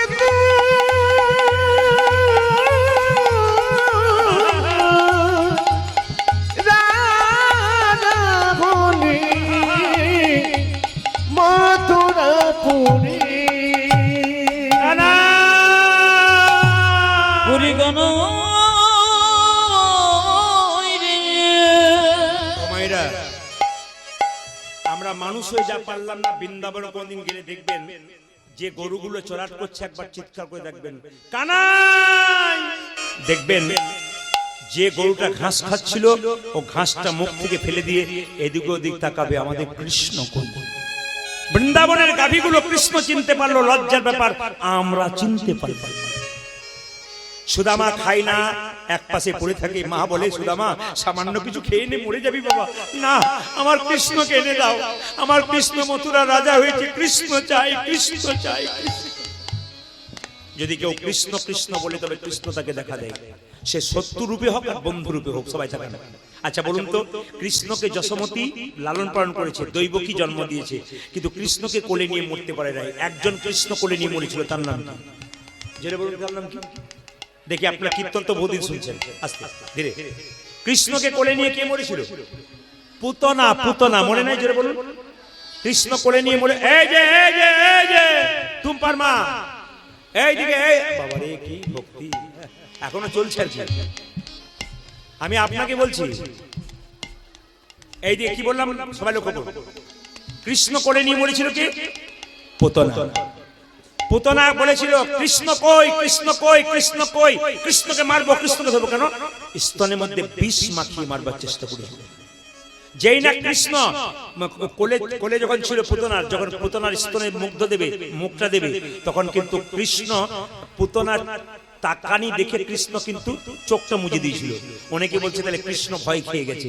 জগতের মালিক কৃষ্ণ কখনো ভয় খায়? পুতনার দিকে তাকিয়েছিল, হঠাৎ পুতনাকে দেখে চোখ দুটো মুজলো। কেন? পুতনা, তুমি তো মা হয়ে এসেছো, স্তনে বিষ মাখাও আর অমৃত মাখাও, তুমি তো মা হয়ে এসেছো, তোমাকে কোথায় জায়গা দেবো, স্বর্গে না নরকে? পুতনার স্তনদুগ্ধে যে না টান মেরেছে ধরে কৃষ্ণ, পুতনা প্রাণ বেরোবে বেরোবো, তখন পুতনাটা আহ্বান, দেখুন শেষ আহ্বান, পুতনাকে দেখে দেখে বলছে, কৃষ্ণ আমি জানি তোমার হাতে আমি মরবো, তুমি যেভাবে স্তনদুগ্ধে টান মেরেছো আমার প্রাণটা বেরিয়ে যাবে, কিন্তু একটা শর্ত আছে, আমার প্রাণ বেরোবে না। বলে কি?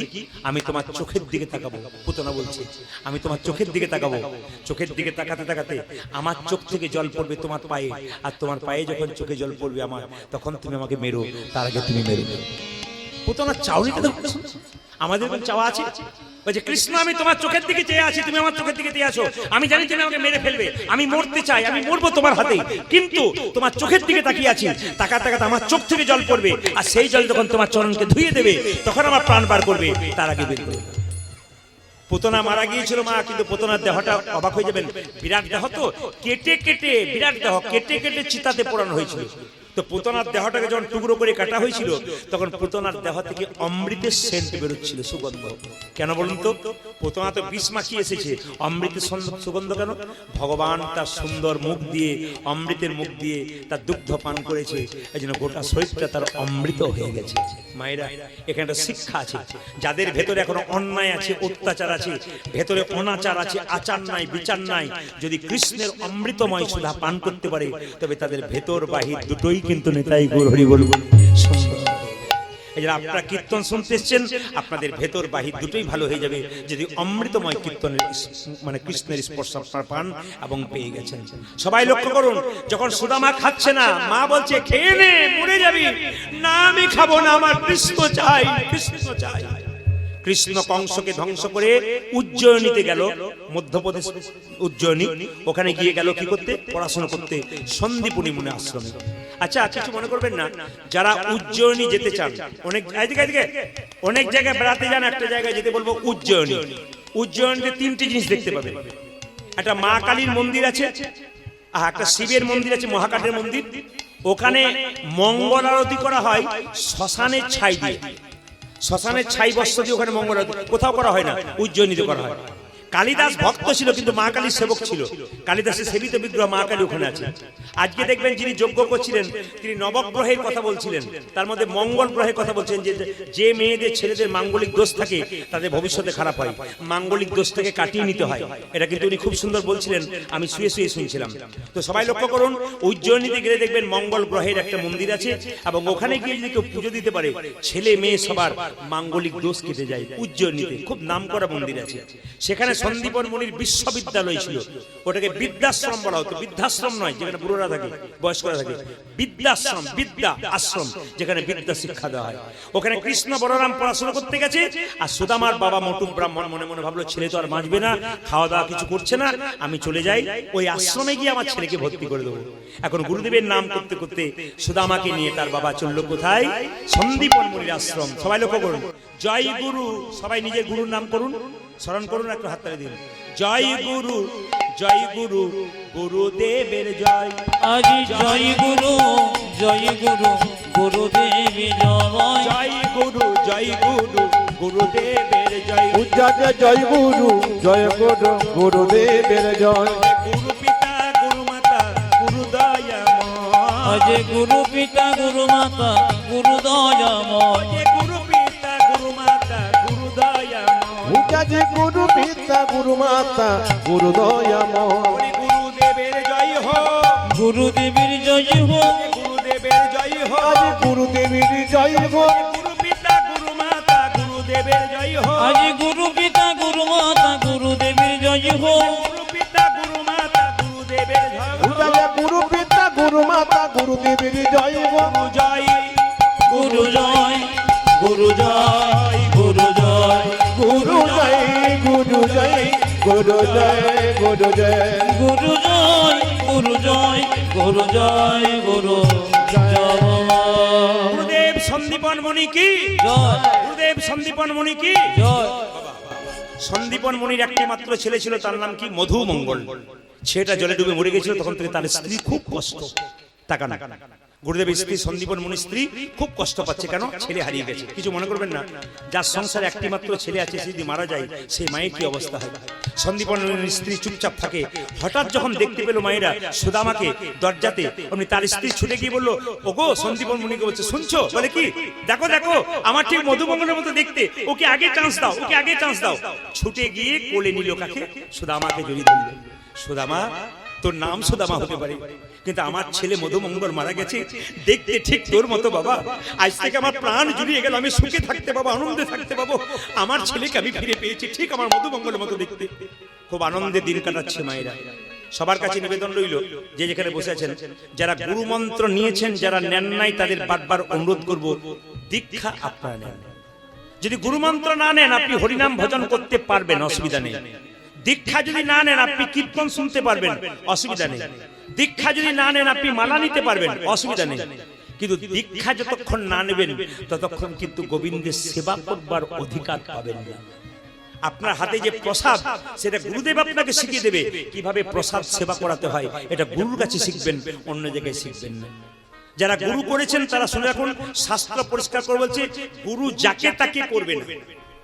একটা 50 টাকা জিনিস কিনতে গেলে বাজার থেকে 5 বার চিন্তা ভাবনা করেন কিনবো কি কিনবো না।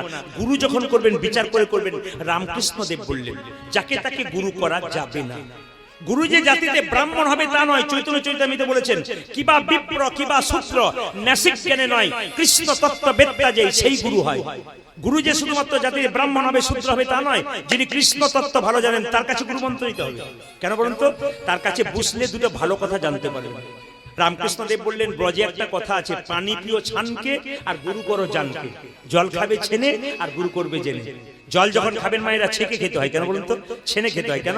ও ময়লা থাকতে পারে। আর গুরু করবে জেনে, যাকে তাকে গুরু করবেন। গুরু যেন ভালো হয়। গুরু যখন আপনাকে মন্ত্র দেবে, নিজের ছেলেকে যেমন ভালোবাসবে, মেয়েকে ভালোবাসবে, আপনাকে সেরকম ভালোবাসবে। গুরুর 1000টা শিষ্য থাকতে পারে, কিন্তু নিজের ছেলেকে যেমন ভালোবাসবে, শিষ্যদেরকে সেরকম ভালোবাসবে, তবেই প্রকৃত গুরু। এক্ষেত্রে একটা ভালো কথা বলেছেন, যে গুরু যখন আপনার বাড়ি আসবে যেন খালি হাতে না আসে, তাহলে বুঝবেন উনি গুরু নন। গুরু যদি আপনার বাড়িতে খালি হাতে প্রতিবারই আসে, তাহলে বুঝবেন গুরু আপনাকে ঠিক মতো ভালোবাসতে পারে না। গুরু যখন নিজের ছেলে মেয়ের বাড়ি যাবে খালি হাতে যাবে? জোরে বলুন হ্যাঁ না যাবে? মায়ের যাবে, এক প্যাকেট মিষ্টি নিয়ে যাবে, ফল নিয়ে যাবে। আপনার বাড়ি যখন আসবে খালি হাতে আসবে না কেন? আপনার বাড়ি খালি হাতে আসবে আর থলি ভর্তি করে আপনার বাড়ি থেকে যাবে। এ কিন্তু গুরু নয়, ইনি দিতে আসেন নাই, ইনি নিতে এসেছেন। আপনার বাড়িতে এক প্যাকেট মিষ্টি আনবে, তখন বুঝবেন গুরুর গুরুত্ব আছে। যাকে তাকে গুরু করা কিন্তু যাবে না। তাই বারবার বললাম, রামকৃষ্ণদেব বলল গুরু কি পরিবর্তন করা যায়? বলে হ্যাঁ করা যায়। বলে কেন? গুরু যদি ভদ্র না হয়, গুরুদের শিক্ষা না থাকে, তাহলে সে গুরুকে চেঞ্জ করা যায়। শাস্ত্রে একটা কথা বলেছে, অজ্ঞান তিমিরান্ধস্য জ্ঞানাঞ্জন সরকা। তার মানে কি গুরু আমাদের অজ্ঞান অন্ধকার দূর করে জ্ঞানের সরকা দিয়ে। তা গুরু যদি জ্ঞানই না থাকে, তাহলে আপনার অজ্ঞান অন্ধকার দূর করবে কি করে?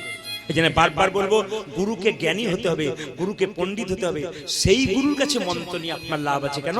আপনি একটা সমস্যায় পড়বেন, গুরুকে জিজ্ঞেস করলে সঙ্গে সঙ্গে বলতে না পারলে 5 দিন পরেও খুঁজে বলে দেবে ইনি হচ্ছেন পাকা গুরু। আর কাঁচা গুরু কাকে বলে? মন্ত্র দেবার যে আগে যে চুক্তি করে সে কাঁচা গুরু। 500 টাকা এক বস্তা চাল দিল, সোনা জিনিস দিবি, এ কাঁচা গুরু। মন্ত্র দিল, বাড়ি চলে গেল, আপনার বাড়ির দিকে মুখ করলো না, কাঁচা গুরু। পাকা গুরুকে? যিনি মন্ত্র দেবার আগে চুক্তি করে না, বলে যা দিবি তাই নেব, না দিবি তাই নেব, কোনো অসুবিধা নেই, তুই আমার ছেলে, আমি তোর বাবা, তোর তো সবকিছু আমার, আবার দিবি কি? ইনি হচ্ছেন কাঁচা গুরু। গুরুদেবের ছবি বাড়িতে রাখবেন, কিন্তু কৃষ্ণের ওপরে নয়, কৃষ্ণের সোজাতে নয়, কৃষ্ণের নিচে। কৃষ্ণের ছবি ওপরে থাকবে, তার নিচে গুরুদেবের ছবি থাকবে। গুরুদেবের ছবি কোনদিন কৃষ্ণের পাশাপাশি থাকবে না, কৃষ্ণের উপরে থাকবে না, কৃষ্ণের নিচে থাকবে। আপনি গোবিন্দের চরণে তুলসী পত্র দেবেন, রাধারানীর হাতে দেবেন, কিন্তু গুরুদেবের বক্ষে তুলসী পত্র দেবেন, কোনদিন পায়ে দেবেন না, তাহলে ভুল করছেন। এই কথাগুলো আপনারা মনে রাখবেন। আর যিনি গুরুমন্ত্র নিয়েছেন, তখন মাথায় রাখতে হবে আমাকে 3 বেলার মধ্যে একটা বেলা সময় করে নিতে হবে, যেন আমি গুরুমন্ত্র জপ করতে পারি। একটা সময় কিন্তু আপনাকে বার করতে হবে। এ কথা জানুন, যাকে আপনি গুরু করেছেন, বলছে গুরু বিনা যে জন গোবিন্দ ভজে সে পাপী নরকেতে ভজে। আগে গুরুকে স্মরণ করতে হবে। গোবিন্দ ভজন করবে আগে। যে গুরু আপনাকে মন্ত্র দিল, তাকে বসে বসে তার মুখটা স্মরণ করবেন, তাকে প্রণাম করবেন, তারপর আপনি গোবিন্দ ভজন করবেন, তবে কিন্তু আপনার মন্ত্র জপ করা হবে। তবে একটা প্রশ্ন আপনাদের করে, যে উত্তর কিন্তু আপনারা শেষে দেবেন। আমরা সবাই কৃষ্ণ মন্ত্রে দীক্ষিত হয়েছি, কৃষ্ণ কোন মন্ত্রে দীক্ষা নিয়েছি আপনাদের কারো জানা আছে? আমরা সবাই কৃষ্ণ মন্ত্রে দীক্ষিত হয়েছি, কৃষ্ণ কোন মন্ত্রে দীক্ষিত হয়েছে এটা কিন্তু আপনাদের কাছে আমার জানা রইল। যদি কারো খুব ইচ্ছা থাকে শেষে জিজ্ঞেস করবেন, আমি বলে দিয়ে যাবো। আর যদি ইচ্ছা কারো না থাকে, আমার বলার কোনো দরকার নেই। আর দ্বিতীয় একটা প্রশ্ন করে যাই, মেয়েরা বিয়ের সময় বাড়ি থেকে সবকিছু নিয়ে যায়, একটা জিনিস চিরকালের জন্য বাপের বাড়িতে ফেলে যায়, ব্যাপারটা কি? দেখি আপনাদের কেমন হিসাব আছে বুঝবো। মেয়েরা বিয়ের পরে সব জিনিস বাড়ি থেকে নিয়ে চলে যায়, একটা জিনিস বাড়িতে চিরকালের জন্য ফেলে যায়, ওটা কিন্তু কোনোদিন নিয়ে যেতে পারে না। এখনকার যুগে আর হয় না, আগেকার যুগে ছিল। এখন তো হ্যালো আর গেল না, কি বলছেন? এখন তো হ্যালো আর গেল। মায়েরা সবাই লক্ষ্য করুন, সুদামার সঙ্গে কৃষ্ণের বন্ধুত্ব হলো, কি বললো? শিক্ষার উদ্দেশ্যে তথাই একত্রিত হইল। শিক্ষার উদ্দেশ্যে তথাই একত্রিত হইল। কৃষ্ণ সুদামাকে গুরু গৃহে পেয়ে কি আনন্দ! কৃষ্ণ এসেছিস, এই সুদামা তুই, কৃষ্ণ তুই, জড়িয়ে ধরলো। শিক্ষার উদ্দেশ্যে তথাই, আজ শিক্ষার উদ্দেশ্যে তখন একত্রিত হইল। শিক্ষার উদ্দেশ্যে তথাই একত্রিত হইল। আজ শিক্ষার উদ্দেশ্যে তথাই একত্রিত হইল। বহুদিন পরে সুদামা আনন্দ পাইল। আজ বহুদিন পরে সুদামা আনন্দ পাইল। বহুদিন পরে সুদামা আনন্দ পাইল। আজ বহুদিন পরে সুদামা আনন্দ হইল। যে আনন্দ আর ধরে না, আনন্দ আর ধরে না, আনন্দ আর ধরে ও তাদের আনন্দ আর ধরে না। সখা পেয়ে বহুদিন আনন্দ আর ধরে না। আজ সখা পেয়ে বহুদিন আনন্দ আর ধরে না। সখা পেয়ে বহুদিন আনন্দ আর ধরে না। সখা পেয়ে বহুদিন, ওরে হরি হরি হরি, আজ সখা পেয়ে বহুদিন, হরি হরি হরি, হরি সখা পেয়ে বহুদিন, আজ হরি হরি হরি বলে, বহুদিন, আজ হরি হরি হরি বলে, হরি সখা পেয়ে বহুদিন, আজ হরি হরি হরি হরি বলে। সখা পেয়ে ওদের বহুদিন, আনন্দ আর ধরে না। বহুদিন পরে সুদামা আনন্দ পাইল। ওদের বহুদিন পরে সুদামা আনন্দ হইল। এইদিকে এইদিকে আপনি যখন ভগবানকে ডাকবেন, ভগবান একবার আপনাকে দেখবে আপনি কেমন ডাকছেন। এইদিকে এইদিকে যিনি ভগবানকে ডাকেন তার চাল ফুটে জল পড়ে, যিনি ভগবানকে ডাকে তার ছেলের অসুখ হয়, যিনি ভগবানকে ডাকেন তার বাজে বাজে ধাক্কা হয়। ভগবান বলছে, সোনা যখন কিনতে যাও দোকানে, স্বর্ণকার পরীক্ষা করে দেখে, যখন বিক্রি করতে যাবে এতে কতখানি খাদ আছে, কতখানি সোনা আছে। আপনি ভগবানকে ভক্তি দেবেন, ভগবান পরীক্ষা করে দেখবে কতখানি খাদ আছে, কতখানি ভক্তি আছে। এই যে আপনারা বসে বসে কীর্তন শুনছেন, কোনো দিকে তাকাচ্ছেন না, কোথায় খাবার হচ্ছে, কোথায় লোক বসে আছে ওই দিকে তাকাচ্ছে না। আপনাদেরকে ভগবান পরীক্ষা করছে যে আপনি কেমন কীর্তন শুনছেন।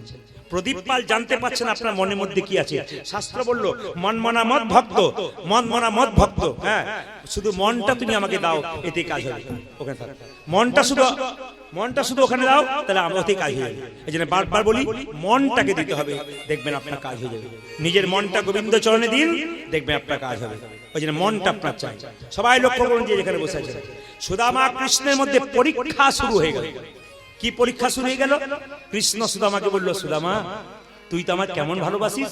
সুদামা বলছে, তোকে আমি প্রাণের চেয়ে ভালোবাসি। প্রাণের চেয়ে? হ্যাঁ, প্রাণের চেয়ে। আচ্ছা সুদামা, আমি যা বলবো তুই করতে পারবি? তোর জন্য আমি সবকিছু করতে পারি, কথা দিচ্ছিস? বলে দিচ্ছি।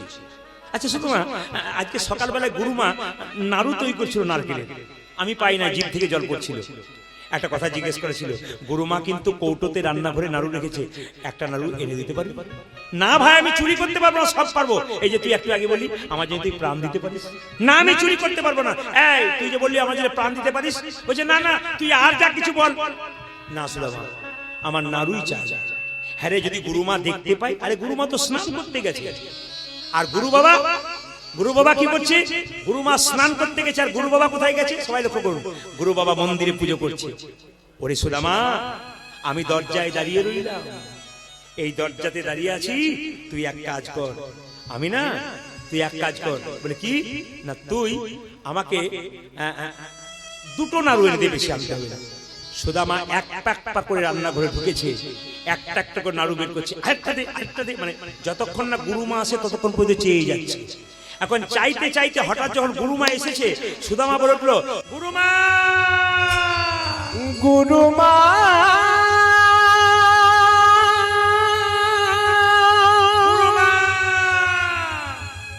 তুমি কি দেখো?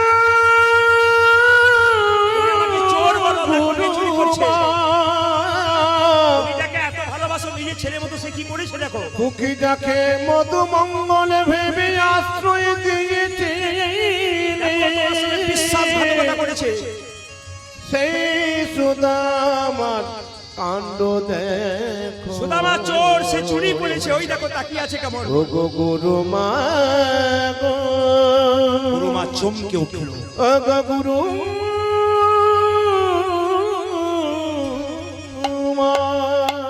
সুদামা চমকে উঠল।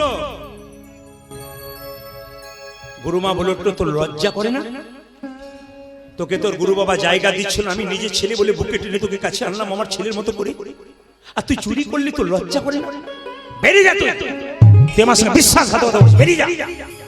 যেই বলেছে বেরিয়ে যা, বেরিয়ে যা, বেরিয়ে যা, বেরিয়ে যা, সঙ্গে সঙ্গে সুদামা এক হাতে নাড়ুটাকে নিয়ে দাঁড়িয়ে আছে, কৃষ্ণের চোখের দিকে তাকিয়ে আছে। গুরু বাবা সন্দীপন মুনি এসে বলছে, না রে সুদামা, তুই চুরি করতে পারিস না, আমি জানি তোকে কেউ বলেছে। কৃষ্ণ ইশারা করে বলছে, বল বল, আমি বলেছি। সুদামা কোনো মতেই বলছে, বল আমি বলেছি, বল আমাকে চোর সাজা। কৃষ্ণ বারবার ইশারা করছে, সুদামা কিন্তু কোনো মতেই তাকাচ্ছে না। সুদামাকে যখন গুরুদেব বলল, তুই চুরি করেছিস, বল তুই চুরি করিসনি? গুরু বাবা, আমি আমার জন্য নাড়ু চুরি করেছি। দূর হয়ে যা তুই, বিশ্বাসঘাতকতা করেছিস, তোকে অভিশাপ দিলাম, তুই ভিখারি হ, তুই ভিখারি হ, তুই ভিখারি হ। সুদামা চুপচাপ দাঁড়িয়ে আছে, আর দাঁড়িয়ে চোখ থেকে জল পড়ছে।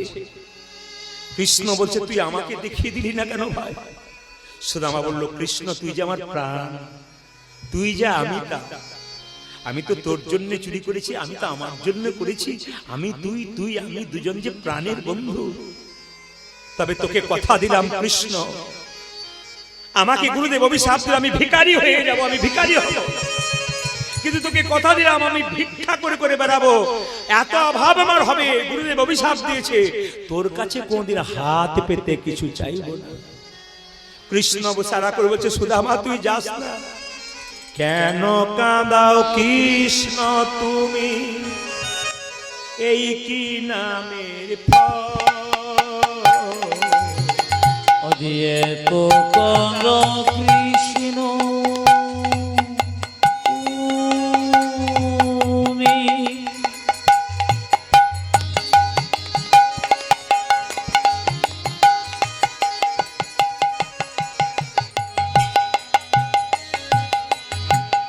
এই কি নামে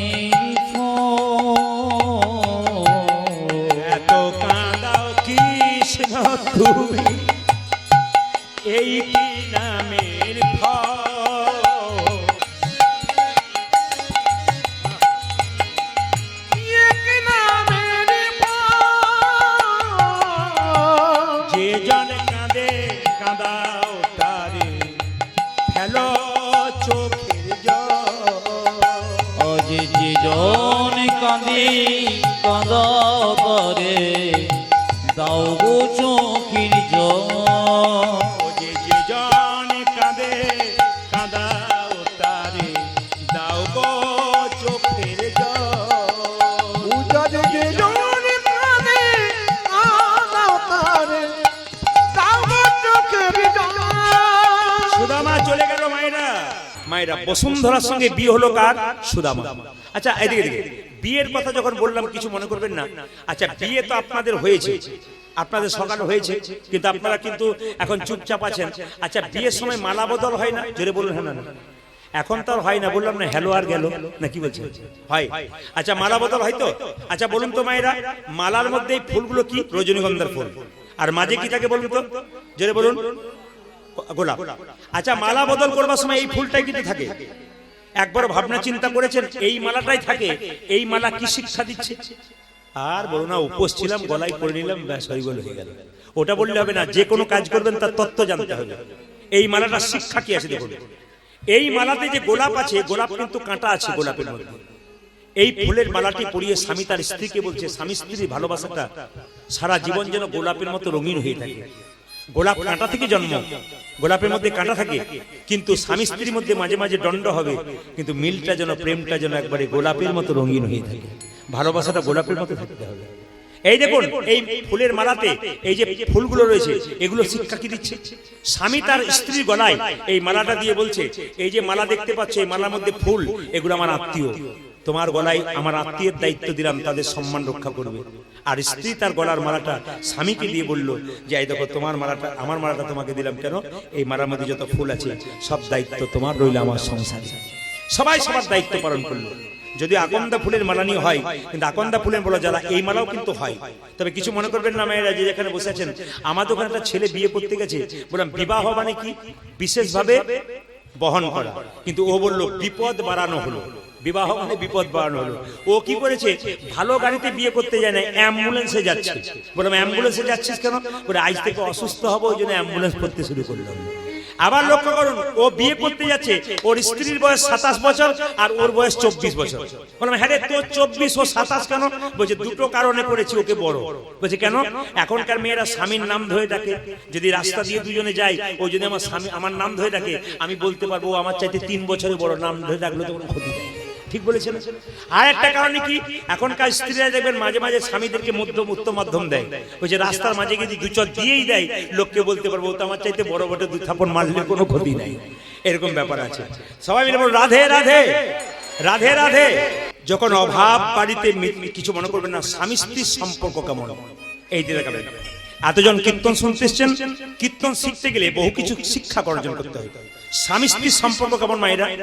যখন স্বামী স্ত্রী হয়ে গেলেন, প্রত্যেকটি মায়ের কাছে বলবো, স্বামীর কাছে চাওয়াটা যেন আপনার হিসাব মতো হয়। স্বামীর যেমন আয় সেরকম ব্যয় করবেন, আর স্বামীর যা আয় তার থেকে বেশি ব্যয় করলে আপনি অন্যায় করছেন, আপনি স্ত্রীর জায়গায় রইতে পারছেন না। এইদিকে স্বামীর যেমন রোজগার সেরকম যদি মেনে নিতে পারেন, আপনার জীবন সুন্দর হবে। আর যদি স্বামীর রোজগারের চাইতে আপনি বেশি চান, তাহলে কিন্তু আপনি দুঃখের সাগরে পড়বেন। সুদামার স্ত্রীর এত অভাব, স্বামী স্ত্রীর সম্পর্ক কেমন? চোখ আর হাতের মতো। চোখ কাঁদলে হাত তার জল মুছিয়ে দেবে, আর হাত ব্যথা পেলে চোখ কাঁদবে। এরকম সম্পর্ক যদি থাকে, ভগবানকে ডাকতে হবে না, ভগবান আপনার এদিকে এদিকে এদিকে ভগবান আপনার বাড়ি আসবে, ভগবানকে ডাকতে হবে। 2, স্বামী স্ত্রীর সম্পর্ক কেমন? দাঁত এবং জীবের মতো। সবাই তাকান, দাঁত এবং জীবের মতো। স্ত্রীকে কেউ মারতে গেলে স্বামী কি বলে? একবার হাত দিবি না, একবার হাত দিবি না, আমায় মার, ওর গায়ে যেন আঘাত না হয়। দাঁত যেমন আঘাত পেলে দাঁত ভেঙে যায়, জীবকে কিছু করতে দেয় না, সেরকম কিছু মনে করবেন না মায়েরা। দাঁত আর জীবের মতো, জীব পেছনে থাকবে, দাঁত আগে থাকবে। স্বামী স্ত্রীর সম্পর্ক কি? বাড়িতে স্ত্রী কিন্তু স্বামীর পেছনে, স্ত্রী কিন্তু আগে যাবে না। যে কোনো কর্মে স্ত্রী আগে যাবে না, স্ত্রী পেছনে থাকবে। স্বামীর আগে বলবে না, আগে স্বামীকে বুদ্ধি দেবে, তারপর স্বামী বলবে। আপনি আগে বলবেন না, তাকে বলতে বলবেন। কেন? স্বামীকে অগ্রাধিকার দিতে হয়, এটা প্রত্যেকটা স্ত্রীর কর্তব্য আছে। মায়েরা, বিবাহ মানে এই নয় দুটো দেহের মধ্যে ছিনিমিনি খেলা। বিবাহ মানে এইটাই মনে করেছি দুটো দেহের মধ্যে ছিনিমিনি খেলা, তা নয়। বিবাহ মানে কি? ভালো ভালো কর্ম সম্পাদন করা। এই যে যজ্ঞ হচ্ছে, স্বামী স্ত্রীতে যজ্ঞ করলে দেখুন, লক্ষ্য করুন, স্বামীর পাশে স্ত্রীকে বসতে হয় যজ্ঞের সময়, যজ্ঞের জন্য। পূজা পাঠ করছেন, স্বামী থাকবে আর স্ত্রী থাকবে, দুজন একসাথে থাকবে ধর্মকর্ম করার জন্য। সন্তান উৎপাদন করবেন, পবিত্র সন্তান উৎপাদন করবেন, এই জন্য ধর্মকর্ম করা দরকার আছে। মায়েরা যে মালা পড়েছেন কিছু মনে করবেন না, মালা তিলক যে আপনারা নেন না, আপনাদের কাছে নিবেদন রইল। অনেকে মালা তিলক নিতে লজ্জা করেন, কিন্তু বারবার বলবো, পুজো করবেন, যদি মালা না নেন আপনার পুজো করা বেকার হয়ে যাবে। পুজো করবেন, তিলক যদি না নেন, আপনি পুজো করছেন কিন্তু পুজোতে ফলটা আপনি পাকা পাচ্ছেন না। যদি মালা নিতে পারেন তাহলে বলে রাখি, সবাই তুলসীর মালা নেবেন। মাছ মাংস খাচ্ছেন, ভয় লাগছে না, যারা মাছ মাংস খাচ্ছেন তারা মালা নেবেন, যারা খাচ্ছে না তারা নেবেন। কিভাবে নেবেন? যারা মাছ মাংস খাচ্ছেন তারা মালাটাকে গলা থেকে ঝুলিয়ে নেবেন। সবাই তাকান, মালা যারা নেবেন তারা গলা থেকে ঝুলিয়ে এতটা পর্যন্ত নেবেন, কিন্তু যারা নিরামিষ খান তারা গলাতে লাগিয়ে নেবেন। বারবার বলে রাখবেন, মালা সবাই নেবেন, যারা মাছ মাংস খান তারাও নেবেন, গলা থেকে ঝুলিয়ে নেবেন, আর যারা নিরামিষ খান তারা মালাটাকে সবসময় এই গলা পর্যন্ত ঠেকিয়ে নেবেন। এটা কিন্তু বড় বড়। আর যখন পুজো পাঠ করবেন মায়েরা, তিলক করবেন। অনেকে বলছে তিলক দিলে তো আমাদের লজ্জা হয়, পাশের বাড়ি মেয়েটা বলে, বাবারে হারাধনে বই কি ঢং দিদি তিলক নিয়েছে, এটাই তো আমাদের লজ্জা। অন্যান্য ধর্মের মানুষ ধর্ম করলে পেছন থেকে 5 জন বলে, তুই করে যা, আমরা তোর পাশে আছি, কেউ কিছু বলতে পারবে না। আর সবচেয়ে লজ্জার ব্যাপার, আমাদের বাড়িতে আমাদের শত্রু লুকিয়ে আছে। আপনি কৃষ্ণ ভক্ত হয়ে গেলেন, পাশের বাড়ির লোকটা বলছে, বাবা কি ঢং আরম্ভ করেছে। এইটাই সবচেয়ে লজ্জা আমাদের হিন্দুদের। এই লজ্জাটাকে কাটান। কেন? আপনি পারবেন না, আপনাকে করার দরকার নেই, কিন্তু যে করতে চাইছে তাকে বাধা দেবেন না। এটা বারবার আপনাদের কাছে আমার নিবেদন রইল, যে করতে চাইছে তাকে বাধা দেবেন না, বাধা দিলে কিন্তু বৈষ্ণব অপরাধ হয়। তাই বলবো মায়েরা, তিলক যদি কেউ করছেন কিছু মনে করবেন না। তিলকের তত্ত্ব আপনাদের অনেক কিছু বলেছি। তিলকের যে 3টে দাগ দেখতে পাচ্ছেন, এই 3টে দাগের মধ্যে একটা ব্রহ্মা, একটা মহেশ্বর, মাঝখানে ফাঁকা জায়গাটা বিষ্ণু। যার কপালে ব্রহ্মা বিষ্ণু মহেশ্বর আছে তার আবার চিন্তার কি আছে। তবে যারা আমাদের মতো তিলক করতে পারবেন না, তাদের নিয়মটা বলে যায়, পুজো পাঠ করার সময় হাতে জল নেবেন, এই আঙ্গুলে করে জল তিলক করে নেবেন। সবাই কাল থেকে যারা পুজো করবেন, গোবিন্দের পুজো করছেন, দেবদেবীর পুজো করছেন, বাচ্চা মেয়েরা যারাই করছে, একটু হাতে জল নিয়ে কি করবে, হাতে জল নিয়ে জল তিলক করে নেবে। কেউ দেখতে পাবে না, কিন্তু তিলক হয়ে গেল। তারপর আপনি স্কুলে ভর্তি হলেন, ভর্তিটা আগে হন, লাইনে আগে দাঁড়ান, ডাক আপনি পাবেন। এক সময় জল তিলক করতে করতে আপনার ইচ্ছা হবে আমি তিলক নেব, বহুদিন ধরে জল তিলক করব। যদি মনে করেন একটা ফোঁটা নিতে হবে, তাই তুলসী তলার যে কাঁচা মাটিটা আছে, ওই মাটিটা আপনি এই আঙ্গুলে করে নেবেন। এই আঙ্গুলে লোককে দেবেন, এই আঙ্গুলে মৃত মানুষের কপালে দেবেন, এই আঙ্গুলে নিজে নেবেন, এই আঙ্গুলে কাকে দেবেন, ভগবান বিষ্ণুকে দেবেন, আর এই আঙ্গুলে ভাইকে যখন ফোঁটা দেবেন তখন এই আঙ্গুলে দেবেন। নিয়ম আছে কিন্তু, হ্যাঁ। এই জন্য বারবার বলবো, তিলক করা প্রত্যেকের কর্তব্য আছে। যদি এরকম না করতে পারেন, কাল থেকে কিন্তু জল তিলক করবেন। সবাইকে আমি বলে এসেছি, জল তিলকের নিয়ম কিন্তু শাস্ত্রে দেওয়া আছে। আপনার জল তিলক করুন, কেউ দেখতে পাবে না, কিন্তু জল তিলক হয়ে গেল। এখানে তিলক করে নিলেন, পুজো পাঠ করবার সময় আপনার লাভ আছে। সুদামা আর স্ত্রীকে দেখে বলছে, স্বামী, কৃষ্ণ নাকি তোমার বন্ধু, সে নাকি দ্বারকার রাজা, একবার তার কাছে যাও, অভাবের কথা বলো। কেঁদে কেঁদে কৃষ্ণ বলছে, শোনো, কেঁদে কেঁদে সুদামা বলছে, শোনো বসুন্ধরা, তুমি যা বললে আমি কৃষ্ণের কাছে কিছু চাইবো না, কারণ আমি প্রতিজ্ঞা করেছি আমি না খেয়ে মরে যাব, তোর কাছে কিছু চাইবো না। সবাই তাকান মায়েরা। সুদামা বলছে, শোনো, আমি যেতে পারি আমার বন্ধুকে দেখতে, কিন্তু চাইতে পারবো না। বসুন্ধরা বলল, তুমি অন্তত একবার যাও, দেখা তো তোমার হবে, তুমি অন্তত যাও, দেখা তো তোমার হবে। যে না বলেছে তুমি একবার যাও, দেখা তোমার হবে। সুদামা বলল, বন্ধু যদি বন্ধুর কাছে যায়, কিছু নিয়ে যেতে হয়। কি খেতে ভালোবাসে তোমার বন্ধু? আমার বন্ধু চিড়ের নাড়ু খেতে ভালোবাসে। সুদামার স্ত্রী বলে উঠলো, স্বামী, আমি দরজায় দরজায় গিয়ে চিড়ে ভিক্ষা করে তোমাকে দেবো, তোমার বন্ধুকে দেবে। তার স্ত্রী যাচ্ছে, ভিক্ষা দাও গো নগরবাসী। উলুধ্বনিতে ভিক্ষা হবে, উলুধ্বনি দিন। তোমাদের ভিক্ষার দ্রব্য পাবে শ্যামরা, তোমাদের ভিক্ষা দ্রব্য পাবে শ্যামরা, তোমাদের ভিক্ষার দ্রব্য পাবে শ্যামরা, আজি তোমাদের ভিক্ষা দ্রব্য পাবে শ্যামরা। ভিক্ষা দাও গো নগরবাসী, ভিক্ষা দাও। একজন দিলে হবে। আজ ভিক্ষা দাও নগরের পাশে, ভিক্ষা দাও। আমি আপনাকে বলতে চাই, আপনার শেষে ভিক্ষা দেবেন, একজন দিলেন ভালো করলেন, আর দেওয়ার দরকার নেই। ওখানে নামিয়ে দিন, এখন কেউ উঠবেন না। ভিক্ষা জায়গাটা সবাইকে দেওয়ার দরকার নেই, ওখানে নামিয়ে দিন। সবাই বসুন একসঙ্গে, ওই যে দিয়েছেন বাস, আর কেউ আসবেন না। সবাই ভিক্ষা দাও গো নগরে বাসী, ভিক্ষা দাও আমায়। উড়ো ধরি আজ ভিক্ষা দাও গো নগরে বাসে, ভিক্ষা দাও আমায়। তোমাদের ভিক্ষার দ্রব্য পাবে শ্যামরা, আজ তোমাদের ভিক্ষা দেব পাবে শ্যামরা, তোমাদের ভিক্ষার দ্রব্য পাবে শ্যামরা।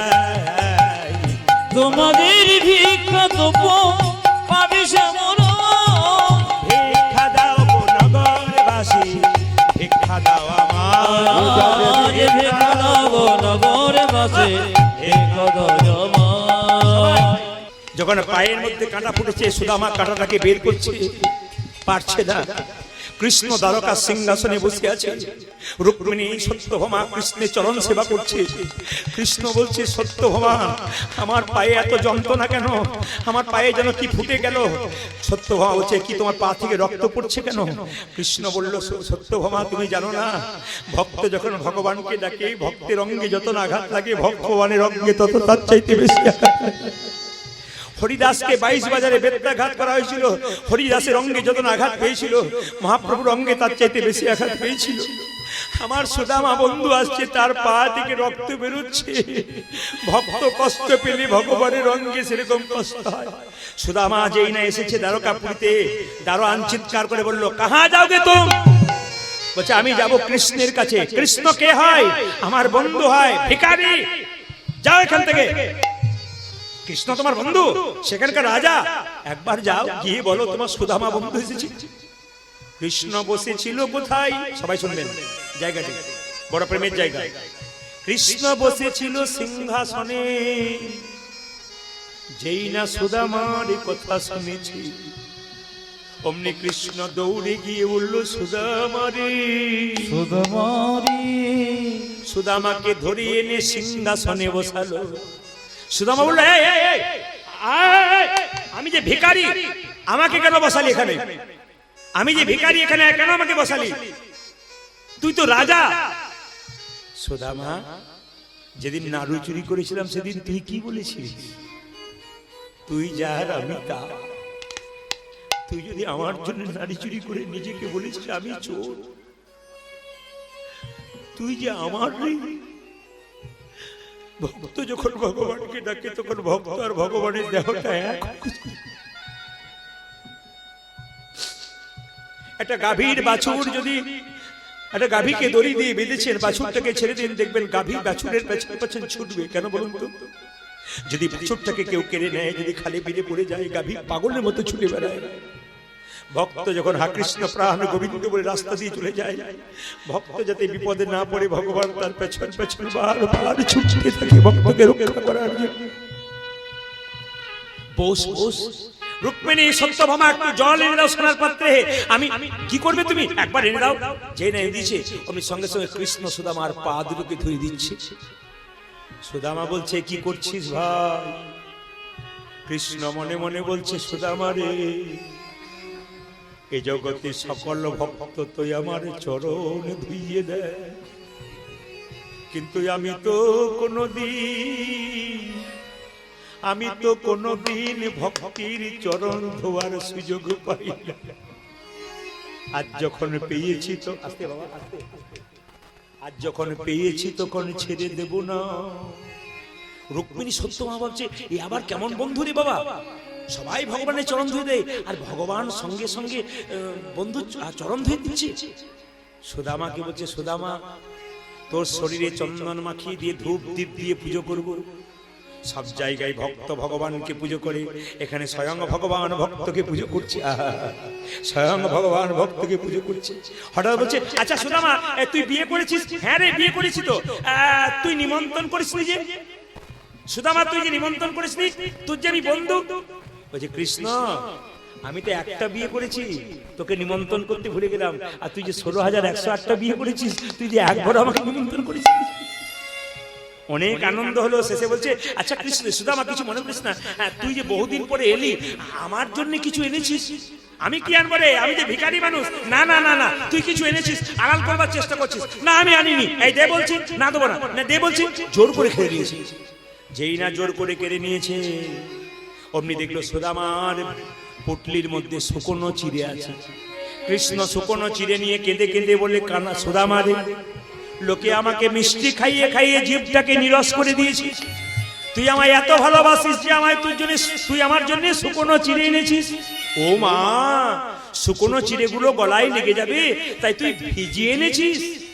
সুদামা কেঁদে কেঁদে বলে, কানাই রে, আমি আনবার কালে তোর জন্য শুকনো চিড়ে এনেছিলাম, আনতে আনতে মনে মনে ভাবছিলাম আমার বন্ধুকে কতজন সোনার থালাই রূপোর থালাই পায়েস দেয়, আমি কেমন করে শুকনো চিড়ে তুলে দেব। এই কথা ভাবিতে ভাবিতে আমার চোখের জলে চিড়ে ভিজে গেছে নিতাই গৌর। ওরে কানা আই রে, সবাই উলুধ্বনি দিন।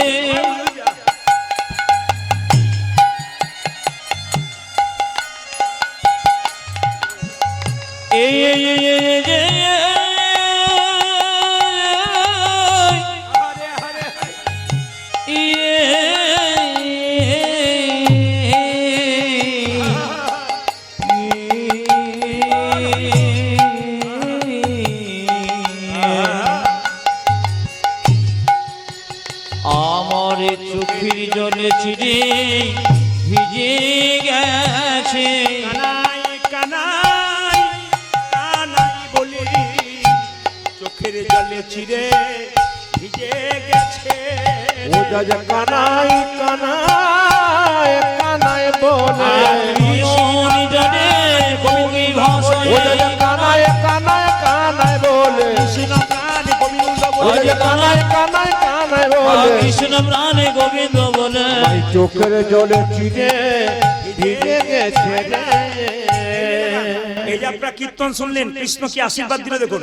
কৃষ্ণ বলছে, রে সুদামারি, এই যে তুই চোখের জলে ভেসে চিড়ে খাওয়ালি, দ্বারকার রাজ সিংহাসনে বসে বললাম, আজকে আমার এই তোর কথা আমার কথা যেজন শুনলো, তারা যদি কোনো ভক্ত একবার ভিক্ষা করে আমাকে চিড়ের মাল সাথে করে প্রসাদ দিতে পারে, তারা সুদামার মতো কৃষ্ণ কৃপা হবে। হরি বল। সুদামার মতো কৃষ্ণ কৃপা পাবে রে, সুদামার মতো কৃষ্ণ কৃপা হবে।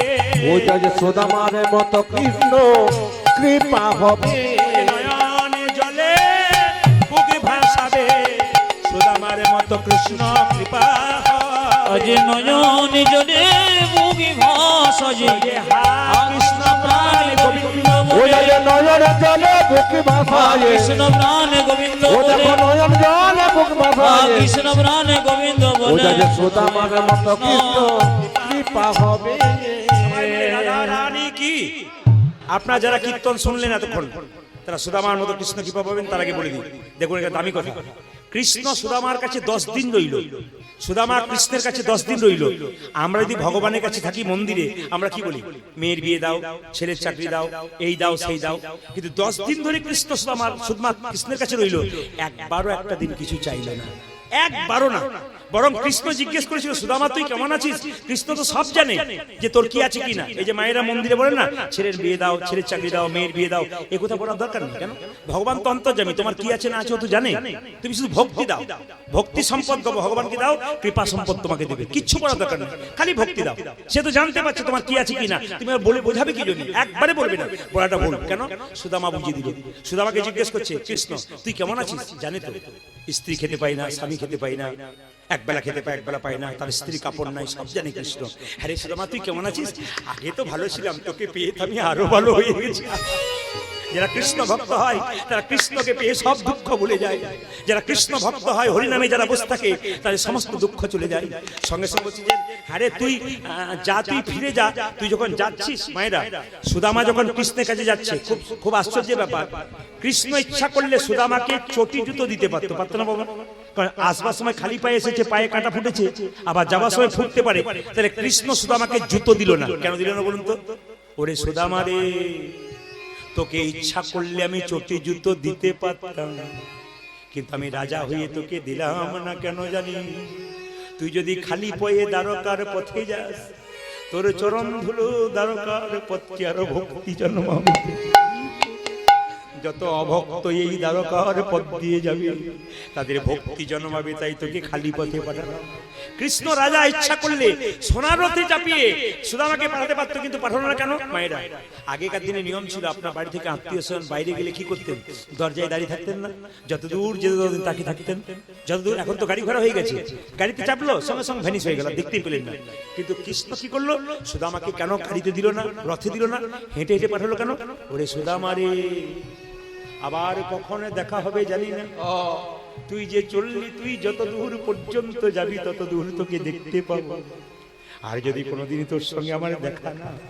সুদামা চলে যাচ্ছে, আর কেঁদে কেঁদে কৃষ্ণ বলছে, সুদামা তুই ভালো থাকি, সুদামা তুই ভালো থাকি, সুদামা তুই ভালো থাকি, ও যাজ সুদামা তুই ভালো থাকি, আশীর্বাদ করো, তোর কোনো অভাব রইবে না রে, সুদামা তুই ভালো থাকি, সুদামা তোর কোনো অভাব রইবে না রে, সুদামা তুই ভালো থাকি, সুদামা ভাবি রইবে, সুদামা তুই ভালো ও যাজ থাকি, কোনো অভাব রইবে না রে, সুদামা তুই ভালো ও থাকি, যাজ সুদামা তুই ভালো থাকি। সবাই তাকান বাবা, যে যেখানে বসে আছেন মন দিয়ে শুনবেন, যে যেখানে, সুদামা তুই ভালো থাকিস। যখনই সুদামা ফিরে এলো মায়েরা, এই মনে চিন্তিয়া ইহ চলে যায়, এই মনে চিন্তিয়া ব্রাহ্মণে চলে যায়, এই মনে চিন্তিয়া ব্রাহ্মণে চলে ও যাজ যায়, এই মন চিন্তিয়া ব্রাহ্মণ চলে যায়, নিজ ঘর নিকটে আসিয়া দাঁড়াই, আজ নিজ ঘরে নিকটে আসিয়া দাঁড়ায়, ও যে নিজ ঘর নিকটে আসিয়া ও দাঁড়াই, যাজ নিজ ঘরে আসিয়া নিকটে দাঁড়া, আর কিছুই দেখে চিনতে না, আজ কিছু দেখে চিনতে পারে না, কিছুই দেখে চিনতে পারে আজ না। কিছুই দেখে চিনতে পারে না, সুদামা যখন ফিরে এলো, দেখলো নিজের কুঁড়ে ঘরটা দালান হয়ে গেছে। ভাবলো তাহলে কোন রাজা কি জায়গাটা নিয়েছে? না না, আসলে কৃষ্ণ এত সম্পদ দিয়েছে, তার স্ত্রীকে রানী দিয়েছে, রানী করে দিয়েছে। এই সুদামা কিন্তু কলিযুগে জন্ম নিল যশোহর জেলায়, বাংলাদেশে, সুন্দরানন্দ ঠাকুর রূপে। আসুন, আজকে কৃষ্ণ সুদামার কথা আপনারা শুনলেন, খুব ভালো লাগলো। একটা ছোট্ট ভজনের মাধ্যমে আমরা এখান থেকে বিদায় নেব। সবাই মিলে হাত তুলুন, কাভির আম্বানি একসঙ্গে হাত তুলুন, একসঙ্গে বলুন। হ্যাঁ, তবে নাম্বারটা, আমার ফোন নাম্বারটা একটু বলে দিই আপনাদেরকে, এই ক্যামেরার মাধ্যমে আপনারা নাম্বারটা দেবেন সবাইকে। নাম্বারটা বলে দিই, 62 96 14 14 27।